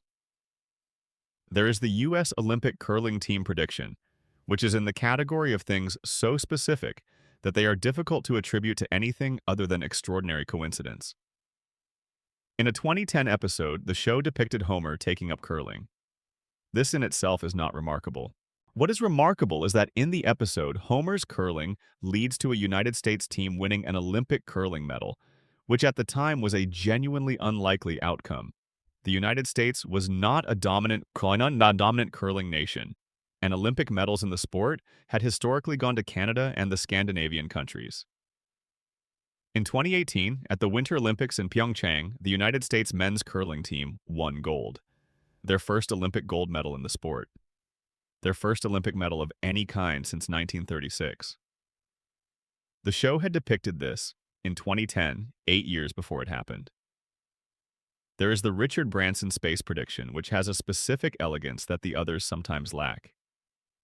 In multiple episodes across the show's run, the show depicted commercial space tourism as a near-future reality, not as a distant science fiction scenario, but as something available to wealthy individuals who could afford to purchase the experience. The specific framing of commercial spaceflight as a consumer luxury, rather than as a purely governmental enterprise, was something the show returned to repeatedly. Richard Branson's Virgin Galactic reached space in 2021. Jeff Bezos's Blue Origin reached space in 2021. Elon Musk's SpaceX had been sending cargo to the International Space Station since 2012 and launched its first crewed mission in 2020. The Simpsons did not predict these specific companies or these specific people. What it predicted was the form of the thing. Commercial space tourism as a real, functioning industry.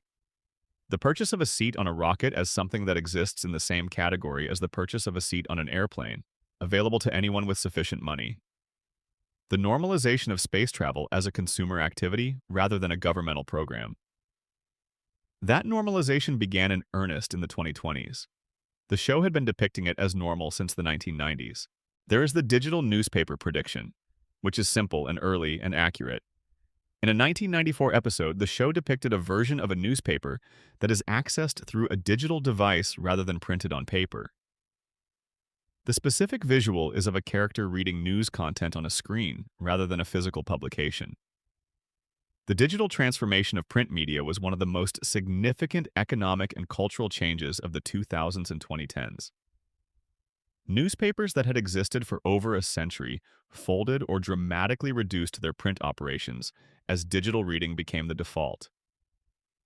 The specific experience of reading a newspaper on a screen became ordinary in a way that was, in 1994, still genuinely speculative. The show depicted it as normal in 1994. It became normal about 15 years later. And then there is the smart home prediction, which has become, in the last decade, increasingly lived in rather than speculative. In various episodes across the show's run, the characters interact with technology in their home that anticipates the specific experience of living with voice-activated assistants, automated systems, and connected devices. The specific interaction pattern of asking a home device to perform a task and the specific comedic failure mode of the device misunderstanding or overcorrecting is something the show depicted before the commercial smart home industry existed. Siri launched in 2011. Amazon Echo in 2014, Google Home in 2016. The smart home as a consumer product category emerged in the 2010s.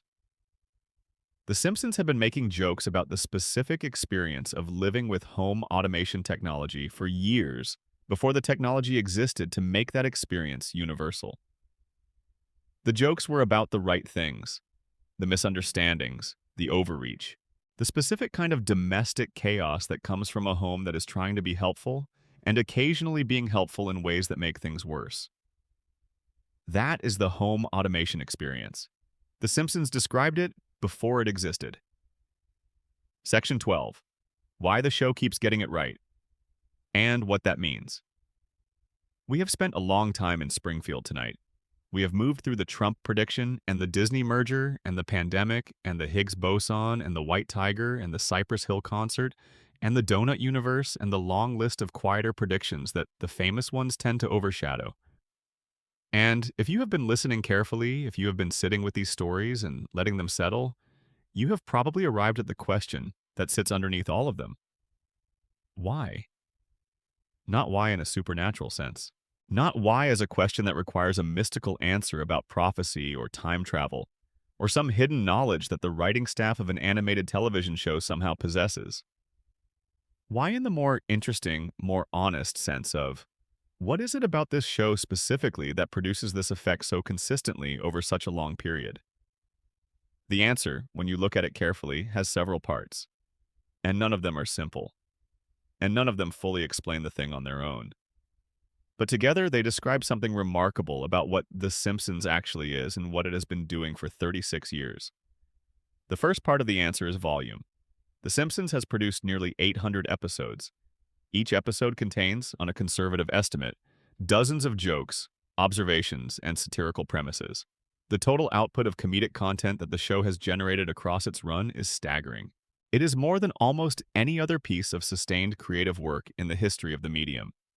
When you generate that much content, probability works in your favor. If you make enough observations about enough aspects of the world, some of them will be accurate. This is not a profound truth about The Simpsons. It is basic probability. But volume alone does not explain the specificity. Volume alone produces a lot of vague observations that can be made to fit a lot of outcomes if you squint at them right. Volume explains why some Simpsons jokes would turn out to be kind of accurate. It does not explain why some of them turned out to be precisely accurate in the specific detail and the specific configuration and the specific emotional texture of the thing they were describing. For that, you need the second part of the answer. The second part is the quality of the writing staff. The Simpsons, particularly in its peak seasons, employed a writing staff that was by any reasonable measure one of the most intellectually talented groups of people ever assembled to write a television comedy. Multiple writers had advanced degrees from elite universities. Multiple writers had backgrounds in mathematics, science, and engineering. Multiple writers had published academic work, had trained in disciplines that required rigorous analytical thinking, and brought that training to a job that most people think of as inherently lighter. The Harvard connection was the most famous and most discussed aspect of this. The show became known as a destination for Harvard-educated writers, and the comedy that resulted reflected the specific intellectual culture of that connection. Not in a way that was inaccessible or alienating to a general audience, but in a way that operated on multiple levels simultaneously. A Simpsons joke could be funny on the surface and accurate underneath at the same time. It could work as immediate comedy while encoding a real insight about the world. This meant that the show's observations were not random. They were informed by real knowledge of mathematics, science, economics, political theory, and human behavior. When the show made a joke about the shape of the universe, it was not operating on pure fantasy. It was operating on a foundation of real cosmological knowledge. When it made a joke about corporate consolidation, it was not pulling images from thin air. It was extrapolating from a real understanding of how media markets and capital accumulation work. The staff knew things, and the things they knew were sometimes the same things that would later become visible to the general public as events rather than as theories. The third part is the particular quality of satire as a mode of understanding. Satire does not just observe the present. It follows the present to its logical conclusion. It asks, if this thing continues, where does it end? If this tendency is already visible, what does it look like when it has fully expressed itself? This is, functionally, the same operation as prediction. The satirist and the forecaster are both taking current conditions and projecting them forward. The difference is that the satirist is trying to make you laugh, and the forecaster is trying to be right, and the Simpsons writing staff was trying to do both at the same time. The show made jokes about the future because jokes about the future are funnier when they feel true. A joke about something that could never happen is just whimsy. A joke about something that feels like it might happen, that captures a real tendency in the world and follows it to an absurd but recognizable conclusion, is funnier because it is more than funny. It is accurate. The commitment to accuracy within the comedy is what produced the predictions, not as a side effect, as the goal. The writers were trying to be the funniest and truest version of themselves simultaneously, and the combination of those two commitments produced observations that turned out to describe the future. The fourth part is the confirmation bias of memory. The executive producer Al Jean has addressed this directly and honestly. He has said, in various interviews and on DVD commentaries, that the prediction phenomenon is in large part a function of which predictions people remember. The show has also predicted many things that did not happen. It has predicted technological developments that never materialized. It has predicted political outcomes that went the other way. It has predicted cultural shifts that reversed themselves or never occurred at all. Nobody screenshots those. Nobody shares them on social media. Nobody builds videos around the predictions that were wrong. The internet is an extraordinary amplifier of the things that are true, and an extraordinary silencer of the things that are not, in exactly the direction that makes any given source look more accurate than it actually is. The Simpsons benefits from this asymmetry. Every successful prediction becomes part of a cumulative legend. Every failed prediction disappears into the enormous archive of the show's output and is forgotten. The result is a highlight reel that looks like prophecy, but is actually the result of 800 episodes filtered through confirmation bias. This is an honest accounting, and it matters. The show is not as consistently prophetic as the legend suggests because the legend is constructed from selection. But, and this is important, the selection requires something to select from. The highlight reel is only possible if the hits are real. And the hits are real. The specific accuracy of the Trump prediction, the structural accuracy of the Disney-Fox prediction, the textural accuracy of the pandemic episode, these are not constructions of confirmation bias. They are genuine matches between the cartoon and the world, genuine enough that they would have been remarkable even if they had occurred in isolation. The show is not as prophetic as the internet suggests, and it is more prophetic than the simple shrug of coincidence fully accounts for. Both of these things are true, and holding them together without resolving the tension into a simpler story in either direction is the honest position. The fifth part is the feedback loop. The Simpsons has been a central piece of American cultural consciousness for 36 years. It is one of the most watched, most quoted, most referenced pieces of media in the history of American entertainment. Its vocabulary has become part of the way Americans talk about their world. Its images have become part of the way Americans picture certain concepts. Its observations have become part of the way Americans understand certain aspects of their culture. This means that the show does not just describe the world, it participates in the world. Its jokes about the direction of American culture become part of that culture, and the culture that has been shaped by those jokes is the culture that subsequently produces the events the jokes described. This is circular, but it is not a logical error. It is a genuine observation about the way that powerful cultural artifacts influence the reality they claim to be merely observing. When The Simpsons made a joke about a Trump presidency in 2000, millions of people saw that joke. It entered the cultural memory. It became part of the way people imagined the American political landscape. It made the idea familiar, and familiarity, in a very real sense, lowers the threshold for possibility. Things that feel familiar feel possible. Things that feel possible become, at the margins, more likely. The show did not cause the Trump presidency, but it may have made it slightly easier to imagine. And things that can be imagined have a greater chance of happening than things that cannot. This is the most expansive version of the Simpsons prediction phenomenon, and it is also the most difficult to prove. But it is not nothing. The show's cultural weight is real. Its influence on the American imagination is real, and the direction it has consistently pushed that imagination toward the satirical conclusion of whatever trend was currently operating may have contributed, in ways that are impossible to quantify, to some of the outcomes it appeared to predict. And then there is the sixth part, which is the simplest and perhaps the most important. The writers of The Simpsons, at their best, were genuinely wise about people. Not wise in a therapeutic sense. Not wise in the self-help sense. Wise in the way that great comedy has always been wise. Capable of seeing the truth underneath the surface presentation. Capable of recognizing the gap between what people say and what they do. Capable of following the logic of human motivation to its natural conclusion even when that conclusion is uncomfortable. The predictions that have aged best are the ones grounded in this kind of wisdom. The Trump prediction works because it is grounded in an accurate understanding of what American celebrity politics wanted to become. The pandemic episode works because it is grounded in an accurate understanding of how communities behave when they are frightened. The Ned Flanders observation about goodness being unrewarded works because it is grounded in an accurate understanding of how systems treat the people within them. These are not predictions about the external world. They are predictions about people. And people, while highly variable in their specifics, are remarkably consistent in their patterns. The writers understood the patterns. They wrote them down. And the patterns kept reproducing themselves, as patterns tend to do, in forms that the writers had already named.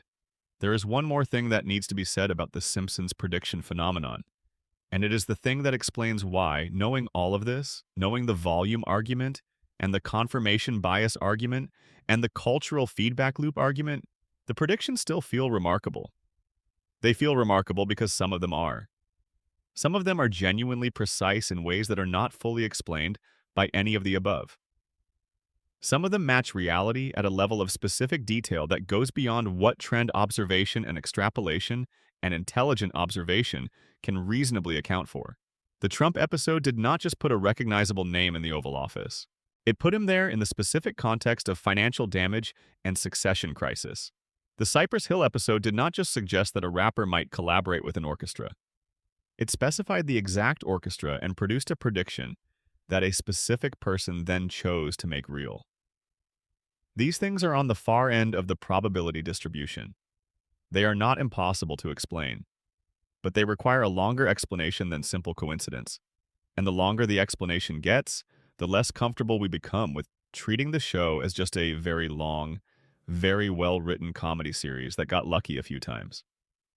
The Simpsons is one of the longest, most carefully observed, most intellectually serious pieces of popular entertainment ever created. It has been paying attention to the world for 36 years, with a quality of attention that most people do not bring to anything for 36 days. When you pay that quality of attention for that long, when you accumulate that much observation and extrapolation and careful following of trends to their logical conclusion, when you employ that many intelligent, rigorous, curious writers over that many years and give them the freedom to explore whatever they notice about the world, you occasionally arrive at the truth before the truth arrives. Not because you are psychic, because you are paying attention. And attention, sustained over long enough, sometimes looks like prophecy from the outside. Section 13. The Long Archive, What We Are Still Waiting For. If The Simpsons' predictions are real, and the evidence, properly weighed, suggests that at least some of them are genuinely remarkable, then one of the most interesting questions is not what the show has gotten right already. It is what the show has gotten right that we have not recognized yet. What the show depicted years or decades ago that will eventually look, in retrospect, like another entry on the list. This is the uncomfortable version of the conversation. Not looking backward at what came true, but looking forward at what the show has already written down that is still waiting for the world to catch up.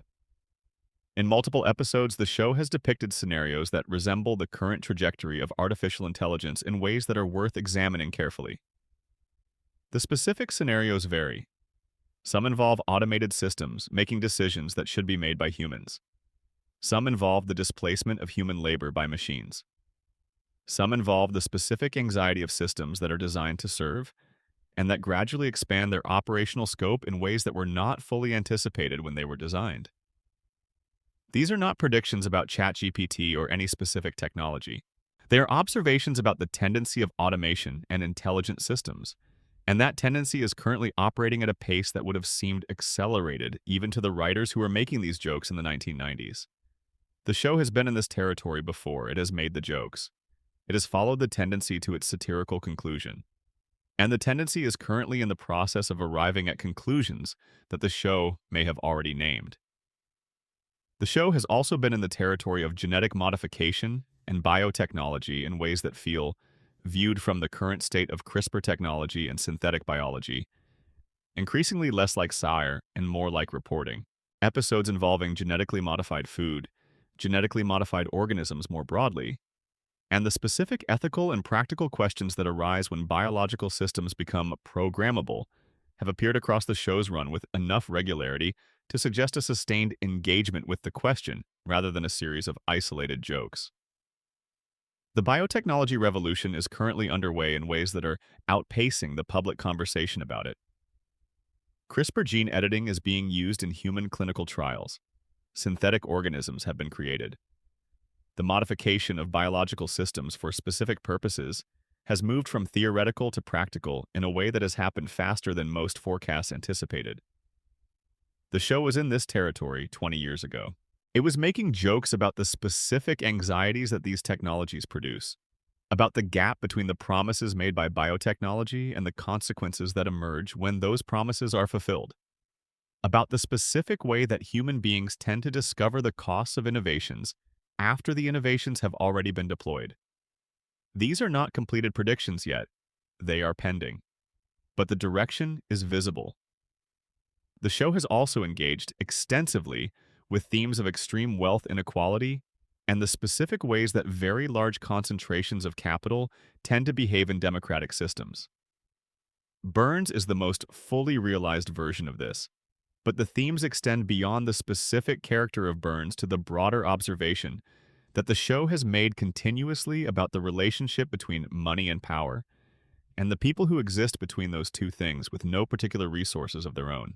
The specific predictions embedded in this thematic area are not attached to named individuals or specific events. They are structural. They describe the logic of how wealth concentrations operate in democratic environments, the specific mechanisms through which very large amounts of money translate into political influence, the particular way that workers and communities relate to employers who are also their sole economic infrastructure. This is the territory that American political discourse has been increasingly inhabiting in the last decade. The specific questions about the relationship between billionaire wealth and democratic governance, about the appropriate role of concentrated capital in public decision-making, about the ways that communities become economically dependent on single employers or single industries in ways that compromise their political autonomy. The show is making sharp, specific observations about this territory for 30 years before it became the dominant political conversation in the United States. Whether the predictions embedded in that observation have arrived, yet depends on what you think is still coming. And the show has opinions about that. There is something meditative about sitting with the list of things that have not yet come true, about looking at the archive of the show's output and identifying the observations that are still pending, the jokes that have not yet had their punchline delivered by the world. The show has been running for 36 years. It has produced, across those years, an enormous body of work that engages with essentially every aspect of American life. The predictions that have come true are a subset of that body of work, a notable, fascinating, sometimes genuinely eerie subset. But the larger archive is still there, still waiting, still containing observations about the direction of the world that the world has not yet reached. Some of those observations will remain jokes forever. Some of them will turn out to be about futures that never arrived. Some of them were wrong from the start. Accurate observations about trends that reversed before they reached the conclusions the show implied. And some of them are still coming. The Simpsons has been writing the future for 36 years, and it is not done writing. The archive is still growing. The observations are still accumulating. And somewhere in the episodes that have aired in the last few years, somewhere in the background gags and the throwaway lines and the satirical premises that seemed absurd when they aired, something is waiting for the world to catch up. The question, as always, is when. And Springfield, as always, is patient. Closing. The show that knew.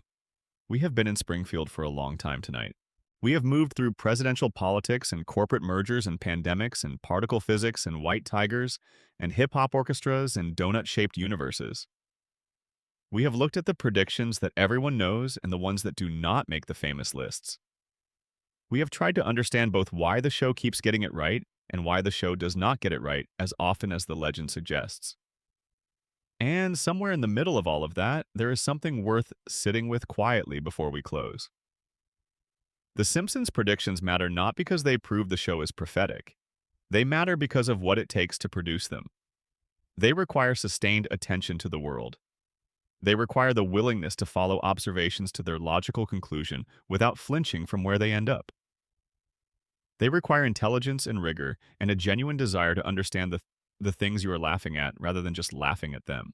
These qualities, sustained across 36 years and nearly 800 episodes and a writing staff that has turned over multiple times but maintained a consistent standard of intellectual seriousness, produce a body of work that is, in ways that are still surprising, even after all this time, more accurate about the world than most things that are specifically trying to be accurate. A cartoon about a nuclear family in an impossible town, made by highly educated writers who were trying to be funny, turned out to be one of the most reliable guides to the trajectory of American life that the medium of television has ever produced.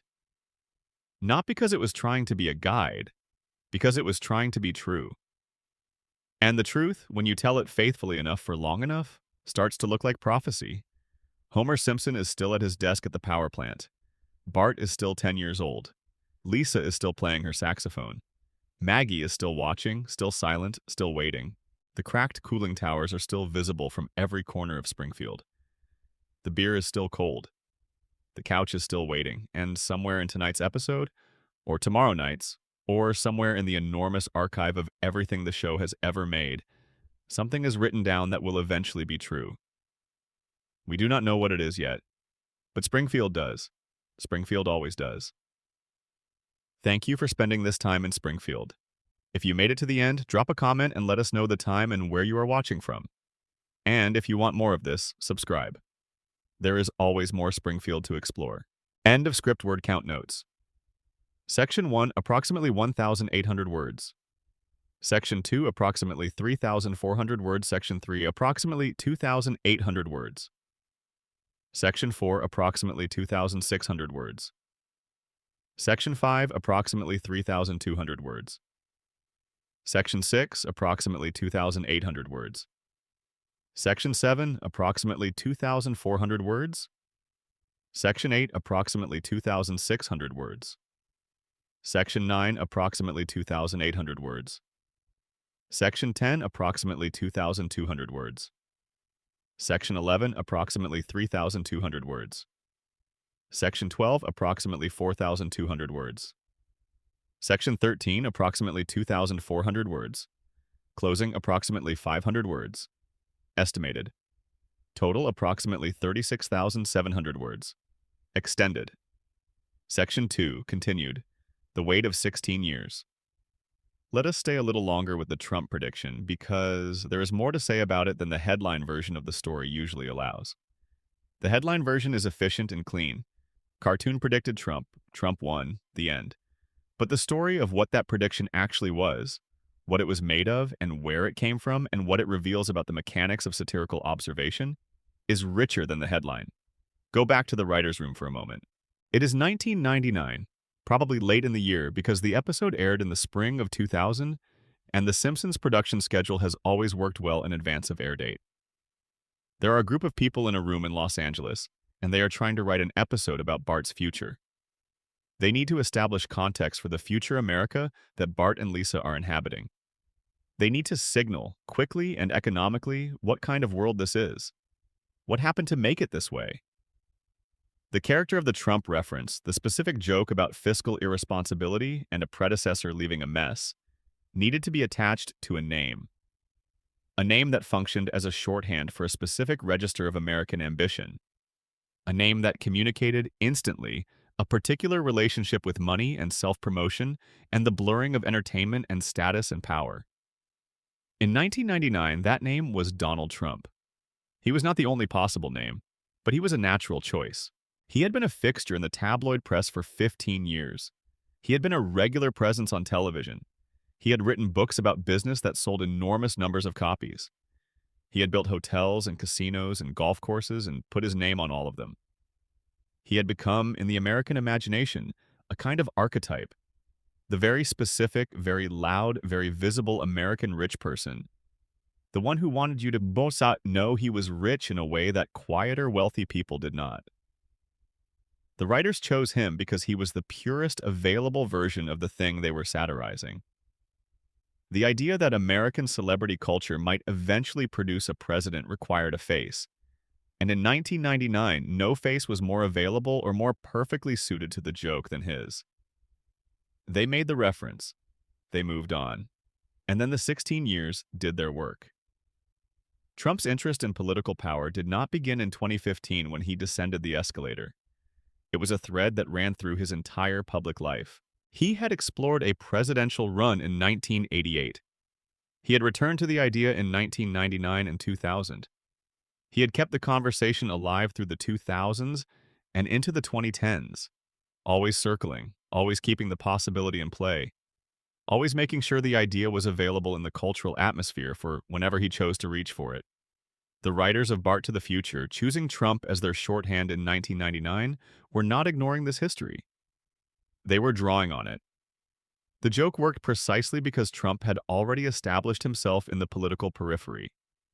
Because the idea, when you encountered it in the episode, felt like something the world was already flirting with rather than something the show had invented from scratch. And then, in 2015, it stopped being a flirtation. The specific circumstances that produced the Trump candidacy of 2015 are worth revisiting briefly, because they illuminate the way the Simpsons prediction worked at a deeper level than simple name matching. The political landscape of 2015 was shaped by specific forces that had been building for years: the Tea Party movement and its transformation of the Republican Party's relationship with its base, the rise of social media as a political communication tool that rewarded directness and disruption over institutional messaging, the economic anxieties of the 2008 financial crisis and its aftermath, the specific frustrations of voters who felt that political professionals had failed them and were looking for something categorically different. These forces were all visible before 2015, in various stages of development and intensity. A sufficiently attentive observer in 1999 could not have known the specific combination that would eventually produce the conditions for a Trump candidacy. The Tea Party did not exist in 1999. Social media did not exist in 1999. The 2008 financial crisis had not happened, but the underlying tendency was there. The tendency of American political culture toward spectacle, toward personality over policy, toward the specific kind of authoritative outsider who could claim to be untainted by the failures of institutions while simultaneously depending on those institutions to reach any meaningful scale of influence. The show saw that tendency, made a joke about where it was pointing, and 16 years later, the tendency had found its most complete expression. The writers were not predicting Trump specifically, they were predicting the type. The category of person that the specific evolution of American political culture was making increasingly likely. And the type arrived in 2015 wearing a specific face and a specific name and a very specific tie.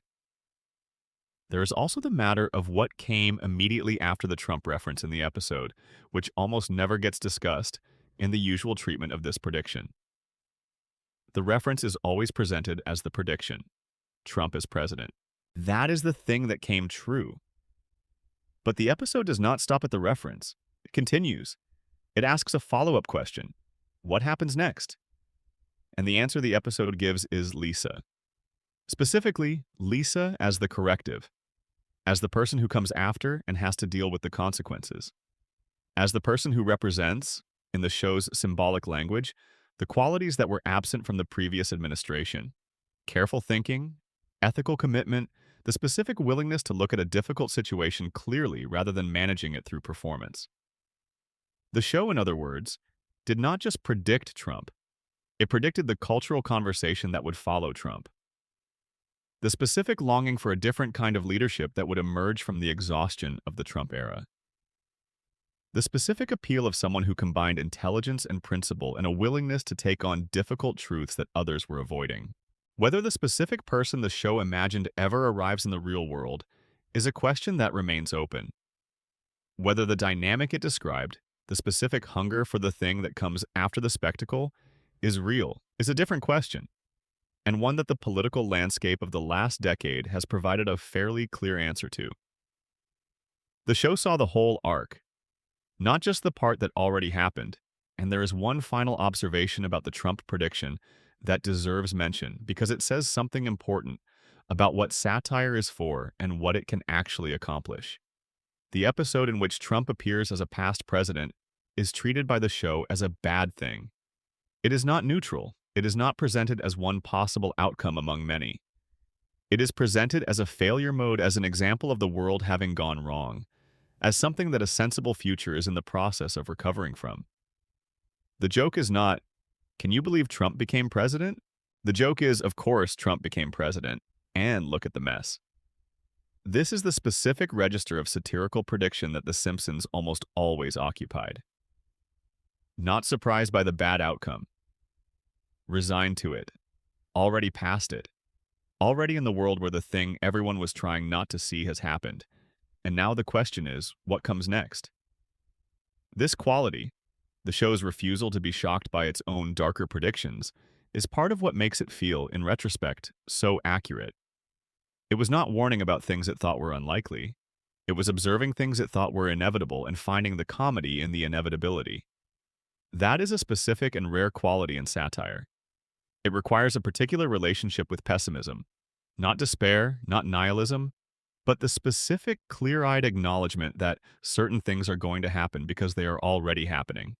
And the appropriate response is to name them accurately and then find the joke inside the naming.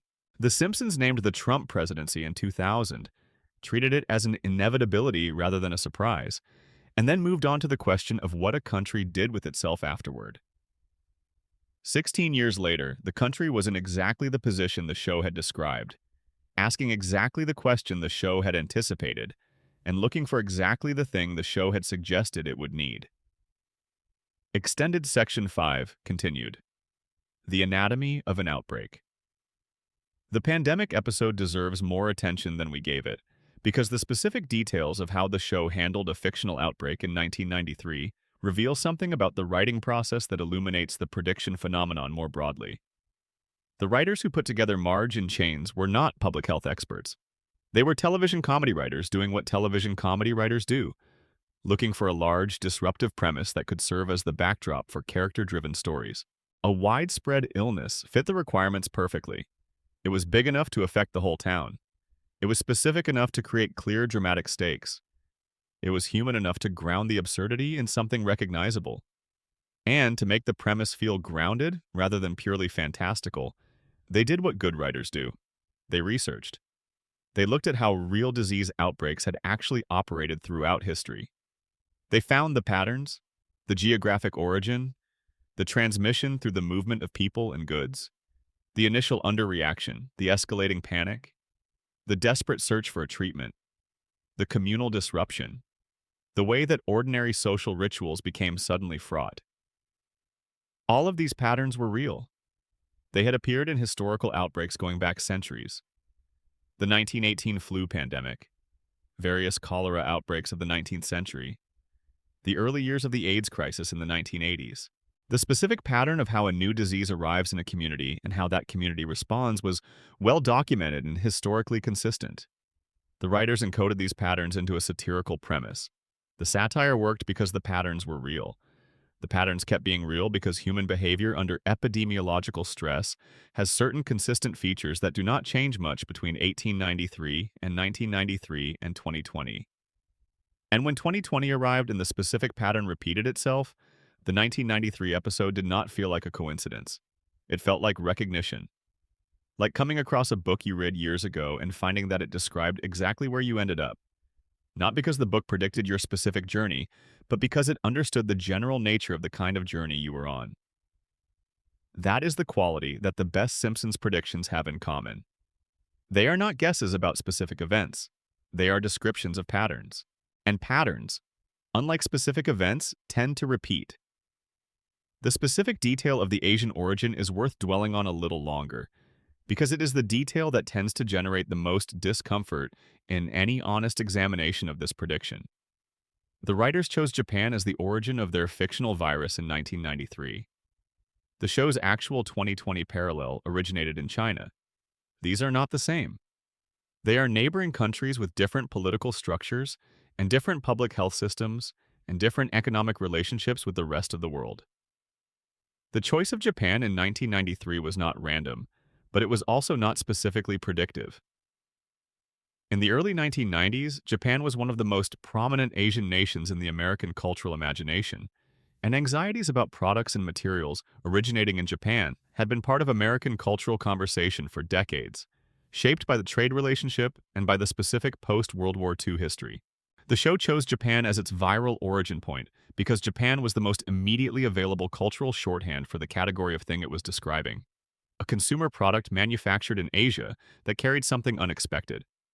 The actual pandemic of 2020 originated not in Japan but in China, and it spread through a combination of human travel and the particular economic integration of the global supply chain. These are different mechanisms, different geographies, different specific contexts. The pattern, however, is the same. A respiratory illness, Asian origin, global spread through the movement of people and goods, community disruption, the specific social behaviors that emerge when people are frightened of something they cannot see. The pattern is accurate, the specific is off. And that distinction matters because it puts the pandemic prediction in the right category. Not prophecy, but pattern recognition. Not specific foreknowledge, but accurate structural observation about the category of events that occasionally reshape the world. The show was not wrong in any important sense. It described a type of event accurately 27 years before a specific instance of that type occurred. The specific instance differed in its geography and its mechanism. The type was precisely right. What the pandemic episode also captured, and this is perhaps its most impressive quality, is the social texture of living through an outbreak before any actual vaccine or effective treatment exists. The specific experience of waiting, the specific experience of community institutions failing to coordinate, the specific experience of normal social rituals being suspended without a clear sense of when they might resume, the specific experience of watching the people around you make decisions about their health and their risk based on incomplete and rapidly changing information. These are not medical predictions. They are sociological ones. They are predictions about how people behave collectively when they are uncertain and frightened and looking to institutions for guidance that those institutions are struggling to provide. The show got these things right because it was drawing on the long history of how communities behave in health crises. And that history is consistent. It does not change much from decade to decade. The specific disease changes. The specific treatment options change. The specific communication technologies change. But the human response, the way fear moves through a community, the way institutions struggle to keep up with rapidly developing situations, the way individuals make imperfect decisions with imperfect information, those things stay the same. The Simpsons depicted them accurately in 1993. They were still accurate in 2020. That is the kind of prediction that ages best. Not the ones tied to specific technologies or specific people, which can be outdated by change. The ones tied to human nature, which changes slowly, if at all. Extended Section 6, continued. Numbers on a chalkboard. The Higgs-boson prediction has one more layer that most treatments of it overlook, and it involves the specific way that the show handled the character of Homer as inventor in the episode. Homer's decision to become an inventor is, within the logic of the character, simultaneously absurd and completely understandable.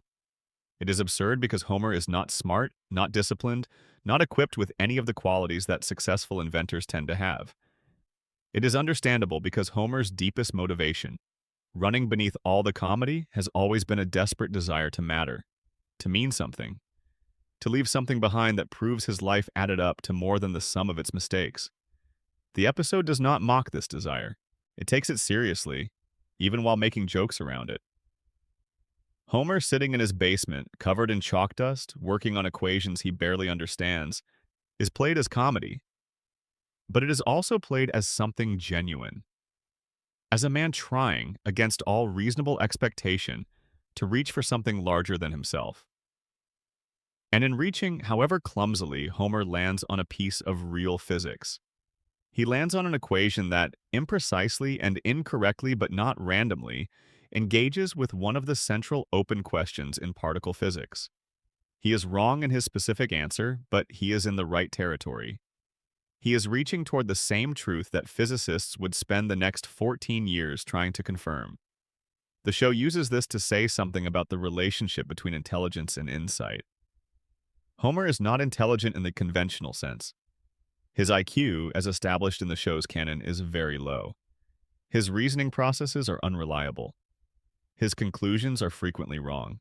But there is something in Homer that occasionally arrives at the right place by the wrong route. Some quality of intuition or luck, or the specific way that his unusual mind processes things, that occasionally puts him in the vicinity of truth, even when his methodology would never be endorsed by any responsible scientist. The Higgs-boson equation on Homer's chalkboard is this quality at its most specific and most verifiable. A man who cannot reliably remember to put his own clothes on correctly in the morning accidentally writes down something that engages with the fundamental structure of the universe. The show does not explain how this happened. It does not try to. It presents the moment with the same matter-of-fact treatment it gives to everything else that happens in Springfield. This is the world. This is how it works here. And if you want to understand it, you have to accept that its rules are not quite the same as the rules outside. But the physicist who looked at the chalkboard and found real mathematics did not need an explanation. The equation was there. The engagement with particle physics was real. The specific question it was addressing, the mass of the Higgs boson, was a genuine open problem that real scientists were working on. Homer got there first, by a route that cannot be fully explained, by a process that defies normal epistemology. And then 14 years later, physicists with a 17-mile particle accelerator and the most sophisticated instruments ever built confirmed that the question Homer was asking was the right question, even if his specific answer was not the right answer. That is Springfield for you. It finds the truth eventually. It just takes a strange path to get there. Extended Section 8, continued. The patience of a 28-year joke. The Cypress Hill prediction, uniquely among the major Simpsons predictions, involves a human decision to make the cartoon true. Be Real's choice to book the London Symphony Orchestra, to deliberately realize a joke that a television show had made 28 years earlier, introduces a dimension that none of the other predictions have. Intentionality. Most of the predictions came true because the world moved in a direction the show had described, through processes entirely unrelated to the show itself. The Trump presidency was not caused by Bart to the Future. The Disney-Fox merger was not caused by the background logo. The Higgs boson discovery was not caused by Homer's chalkboard. The world moved toward those outcomes through its own momentum, through the operation of forces that had nothing to do with an animated comedy from the 1990s. But Be Real knew about the joke. He had seen the episode. And at some point, he decided that the joke should be a reality. He decided that The Simpsons had written something that deserved to exist in the world rather than just on screen. This is a different relationship between the show and its predictions. And it raises a question worth sitting with. How many of the show's predictions have been realized, at least in part, because someone saw what the show depicted and decided to make it happen? The Trump presidency clearly was not engineered by someone who had seen Bart to the Future and decided to make the joke true. But what about smaller things? What about technological predictions that were made by engineers who grew up watching the show? What about design choices that were influenced, however unconsciously, by the specific futures the show had depicted? The show has been running for 36 years. Entire generations of engineers and designers and entrepreneurs have grown up with it as part of their cultural vocabulary. The specific visions of technology and culture and possibility that the show embedded in the minds of its audience are now in the minds of the people who are building the world. It is not unreasonable to think that some of what gets called the show's prophetic accuracy is actually the show's creative influence. That the designers who built the first smartwatch had somewhere in the back of their minds the specific image of a watch-sized communication device from a mid-1990s Simpsons episode. That the engineers who built home automation systems were in some small way building toward the specific vision of the connected home that the show had made familiar. This is impossible to prove. Influence is invisible. Inspiration is untraceable. But the feedback loop between cultural depiction and technological development is real, and The Simpsons, with its massive cultural reach and its consistently forward-looking imagination, has been part of that loop. Be Real made it explicit. He took the joke seriously enough to make it a concert. He closed the loop in public, in front of an audience, at the Royal Albert Hall, 28 years after the episode aired. Most of the time, the loop closes invisibly. The influence moves through the culture without acknowledgement. The prediction comes true and someone posts a screenshot and wonders how the show knew, without asking whether the show's knowledge was part of the reason the thing came true. The Cypress Hill concert is the visible version of something that probably happens continuously, below the surface, in the long conversation between The Simpsons and the culture that made it and that it continues to help make. Extended Section 12, continued. On paying attention. Long enough. There is a way of thinking about The Simpsons prediction phenomenon that strips it of mysticism without stripping it of wonder, and it requires thinking about what it means to pay attention to the world for 36 years with genuine rigor.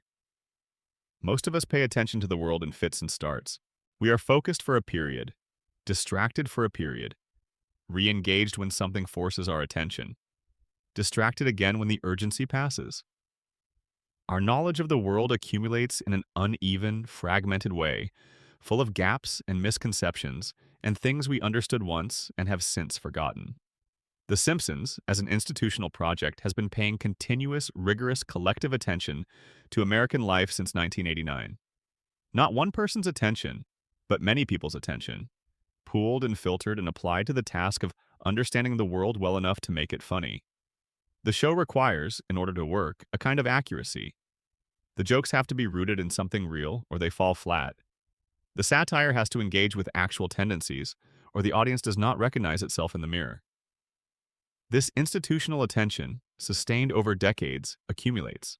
The show knows things about America now that it did not know in 1989. Not because it was told these things, but because it has been watching and recording and processing and synthesizing for 36 years. The archive of the show is also an archive of America, a record of what the country was thinking and doing and worrying about at every moment of those years. And an archive of that quality, built from sustained attention rather than from isolated observations, starts to develop predictive capacity not through any supernatural mechanism, but through the simple accumulation of pattern recognition. You see enough instances of a type of thing, and you start to know what the type looks like. You see enough versions of a particular human tendency, and you start to know where it tends to end up. You watch American culture move through enough cycles, and you start to recognize where the current cycle is in its progression.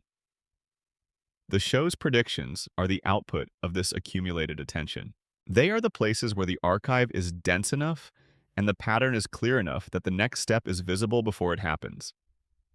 Not every next step, not even most of them, but the ones that are most clearly indicated by the patterns that have been accumulating, the ones that are most inevitable given what the show has been watching and recording, those are the ones the show gets right.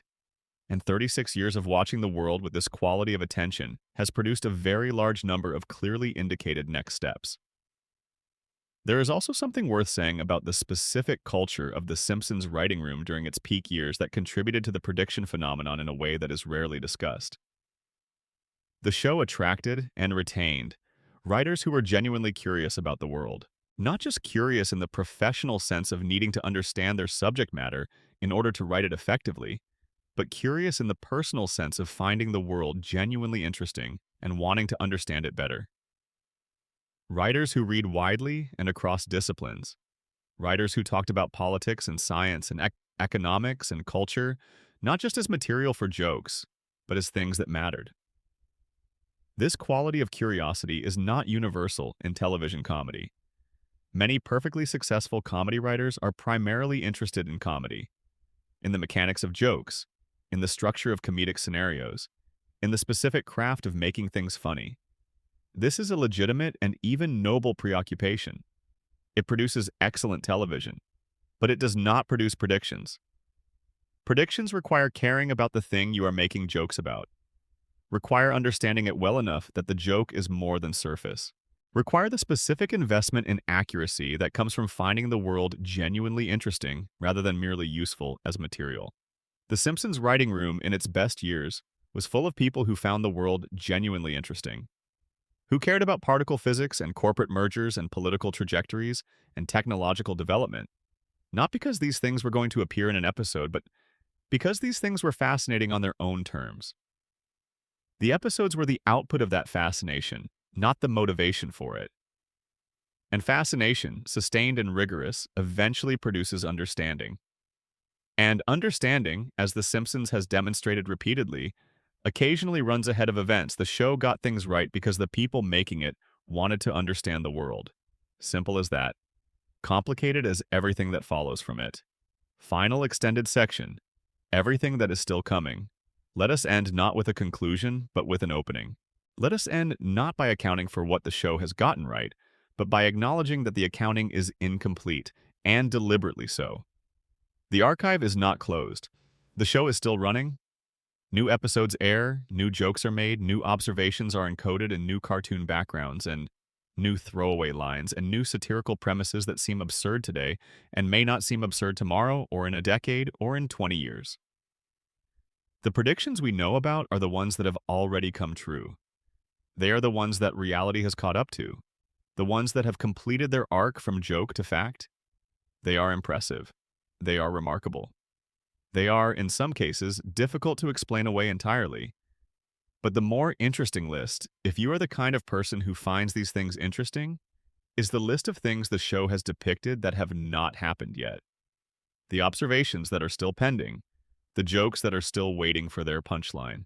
There are episodes somewhere in the enormous archive that describe things that have not yet occurred, that capture tendencies that are currently developing but have not yet reached their satirical conclusion, that name things that the world has not yet gotten around to naming for itself.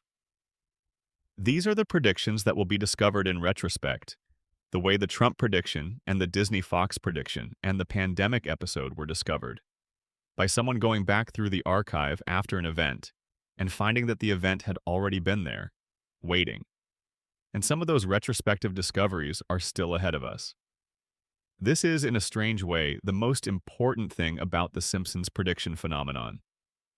Not that it has already happened, that it is still happening, that the show is still making observations, still following tendencies to their conclusions, still encoding the future in jokes that will not become famous until the future arrives to claim them. Springfield is still watching, the archive is still growing, and the world is still catching up. It always does. This is the end of the script. Thank you for making it this far. Drop a comment with the time and your location. It is always interesting to see where these videos find people. And subscribe if you want to be here when the next one arrives. The next prediction is probably already out there. We just have not found it yet. Bonus section. The smaller predictions. Detail work in the archive.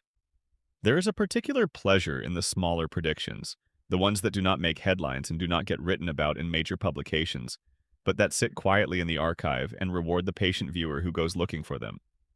These are the jokes that are so specific in their accuracy that they feel almost personal, like the show was leaving notes for a particular kind of future viewer who would know what to do with them. Let us take a little more time with some of these before we close entirely. In a 1995 episode, the show depicted a scenario where a piece of consumer electronics becomes the site of a kind of semi-public personal broadcasting.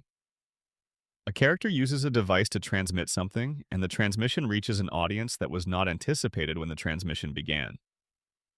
This is, in its essential structure, the experience of going viral on social media. The specific technology in the episode is different. The specific mechanism is different. But the shape of the event, the private becoming public in a way that was enabled by a communications device, the sudden unexpected audience, the specific loss of control over a personal moment that becomes briefly universal, is exactly the experience that social media would produce at scale 15 years later. The show did not predict TikTok. It did not predict YouTube. It did not predict the specific algorithmic mechanisms that turn individual moments into global phenomena. But it described the essential quality of the experience before the technology existed to produce it at scale. When the first videos went viral in the late 2000s, when the specific experience of suddenly being seen by many people through a small device became a regular feature of life rather than an anomaly, there was a Simpsons episode from 1995 that had already been there, already described the feeling of it, already made the joke about the specific way that personal moments become uncontrollably public.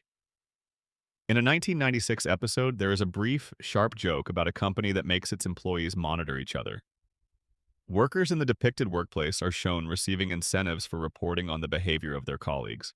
The specific structure of the joke is about the particular cruelty of corporate surveillance systems that use the workforce against itself, turning workers into instruments of their own control.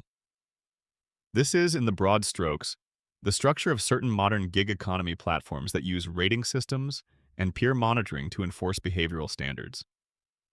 It is also the structure of certain corporate wellness programs that use peer social mechanisms to encourage particular behaviors. And it is, in its most uncomfortable form, the structure of certain social credit systems in various parts of the world. The show made a joke about it in 1996. The joke was about the specific absurdity of the arrangement, the way that a surveillance system becomes most efficient when it convinces the surveilled to do the watching themselves. The way that the cost of monitoring can be externalized onto the workforce when the workforce can be given sufficient incentive to monitor each other. This arrangement, which the show depicted as a satirical exaggeration of corporate control, has become, in various forms, a genuine feature of 21st century labor organization. The specific forms differ from what the episode depicted. The underlying logic is the same. In a 1993 episode, the show depicted a version of what we would now recognize as a streaming entertainment service. Characters access a library of content through a cable connection and navigate through it to find what they want to watch. The interface in the episode is crude, and the specific mechanism is different from what streaming would eventually become. But the essential behavior, browsing a large library of content at home without a fixed schedule, is the behavior that Netflix and its competitors made standard in the 2010s. The specific prediction here is less about technology than about behavior. The show was not predicting the technical infrastructure of streaming. It was predicting the way people would eventually want to consume entertainment. On demand, at home, from a large library, without the specific tyranny of the broadcast schedule. This behavioral prediction was accurate well before the technology was ready to support it. The desire for on-demand, library-based entertainment was real in 1993. The technology to deliver it at the quality and scale that made it commercially viable took another decade and a half to arrive. The show saw the desire. The desire drove the technology. And when the technology arrived, the behavior the show had depicted became universal. In a Season 8 episode from 1997, the show depicted a scenario involving a self-driving vehicle. The specific circumstances are comedic, and the vehicle in question is not a car in the conventional modern sense. But the essential concept, a vehicle operating without a human driver, making decisions about its own route and speed, is there. Autonomous vehicle technology did not become a serious commercial proposition until the 2010s. The specific legal, regulatory, and engineering challenges involved in building a car that could safely navigate real roads without human intervention proved to be far more complex than initial enthusiasts anticipated. The first serious consumer autonomous vehicle deployments are only just beginning in the mid-2020s. The show depicted it in 1997, as comedy, obviously, as part of a joke about the specific absurdity of technology that was supposed to make life easier, but sometimes created different, stranger problems. But the premise of the joke, the self-driving vehicle, was real enough that 20 years later, enormous engineering resources are being devoted to making it practically functional. And there is the prediction about the specific experience of living through an era of extremely rapid information change, which the show captured in the early 1990s with a precision that feels almost uncanny from the current vantage point. Multiple episodes from the show's early seasons depict characters struggling to keep up with the pace of change, struggling to understand a world that is moving faster than their mental models can accommodate, struggling with the specific cognitive experience of being asked to update your understanding of things continuously without the breathing room to consolidate what you have already learned before the next update arrives. This experience, which the characters in the early Simpsons episodes encountered in specific, bounded forms, has become the universal experience of the information age. The specific pace of change in news, in technology, in culture, in the expectations placed on individuals to understand and respond to a continuously changing world, has accelerated in ways that make the 1990s versions of this experience look almost quaint. But the show named the experience. It identified the specific quality of cognitive stress that comes from living in a world that updates faster than you can absorb. It made comedy from the gap between the pace of change and the pace of human adaptation. And that gap has widened, continuously, in exactly the direction the show's early jokes suggested it would. The show was not predicting the internet or social media or the specific mechanisms that would accelerate the pace of change. It was predicting the feeling, the specific human experience of being perpetually behind, of always being in the process of catching up to a world that keeps moving. That feeling is now one of the defining experiences of modern life. The Simpsons was making jokes about it in 1992. What binds all of these smaller predictions together, what makes them recognizable as members of the same category as the famous ones, is not any supernatural quality. It is the consistency of the observational method. The specific commitment sustained across decades to following the tendencies of the world to wherever they were pointing. Small things get bigger. Fast things get faster. Systems that reward certain behaviors produce more of those behaviors. Technologies that create new possibilities eventually create new problems. Human beings, given access to new tools for doing what they have always wanted to do, use those tools in ways that are both predictable and occasionally surprising. The show understood all of this, applied it consistently, and produced, over 36 years, a body of work that, examined in full, looks less like a series of lucky guesses and more like a sustained, rigorous, occasionally brilliant attempt to tell the truth about where things were going. The truth that the show was telling was not the truth about specific events. It was the truth about the structure of things, about the way tendencies operate, about the specific shapes that change tends to take when the underlying forces are what they are. Those shapes keep appearing. The show keeps being accurate about them, and we keep being surprised, even though by now we probably should not be. A final note on why this matters.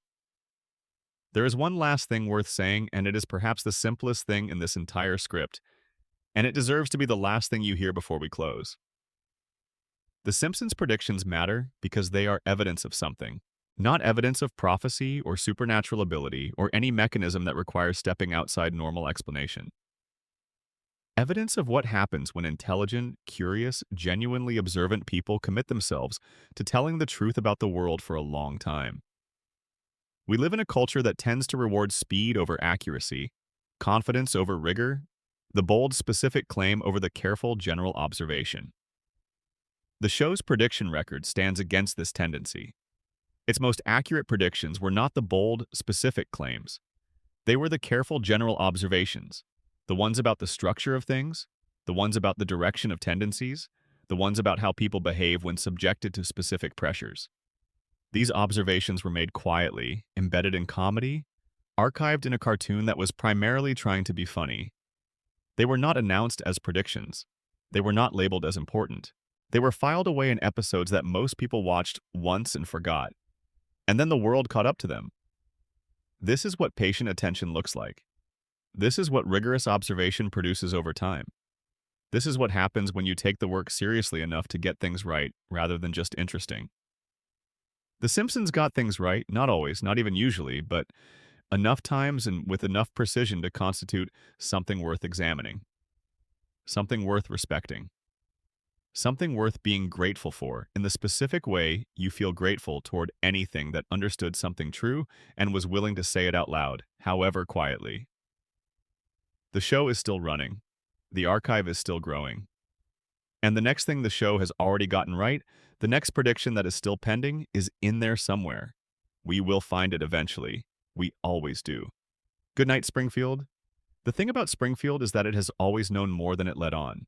The town operates with a kind of ambient awareness, a low-level understanding of where things are going that its residents are too busy living to articulate. The show carries the same quality. It knows more than it says. It says more than it intends. And what it says, layered over 36 years of careful observation, adds up to something that no single episode could contain on its own. The predictions are not the whole story. They are a symptom of the whole story. The whole story is about what sustained attention produces, about what rigorous, curious, intellectually serious people can accomplish when they are given enough time and enough freedom to observe the world and tell the truth about what they see. The whole story is about why great work matters. Not because great work predicts the future, though sometimes it does, but because great work describes the present more accurately than the present can describe itself.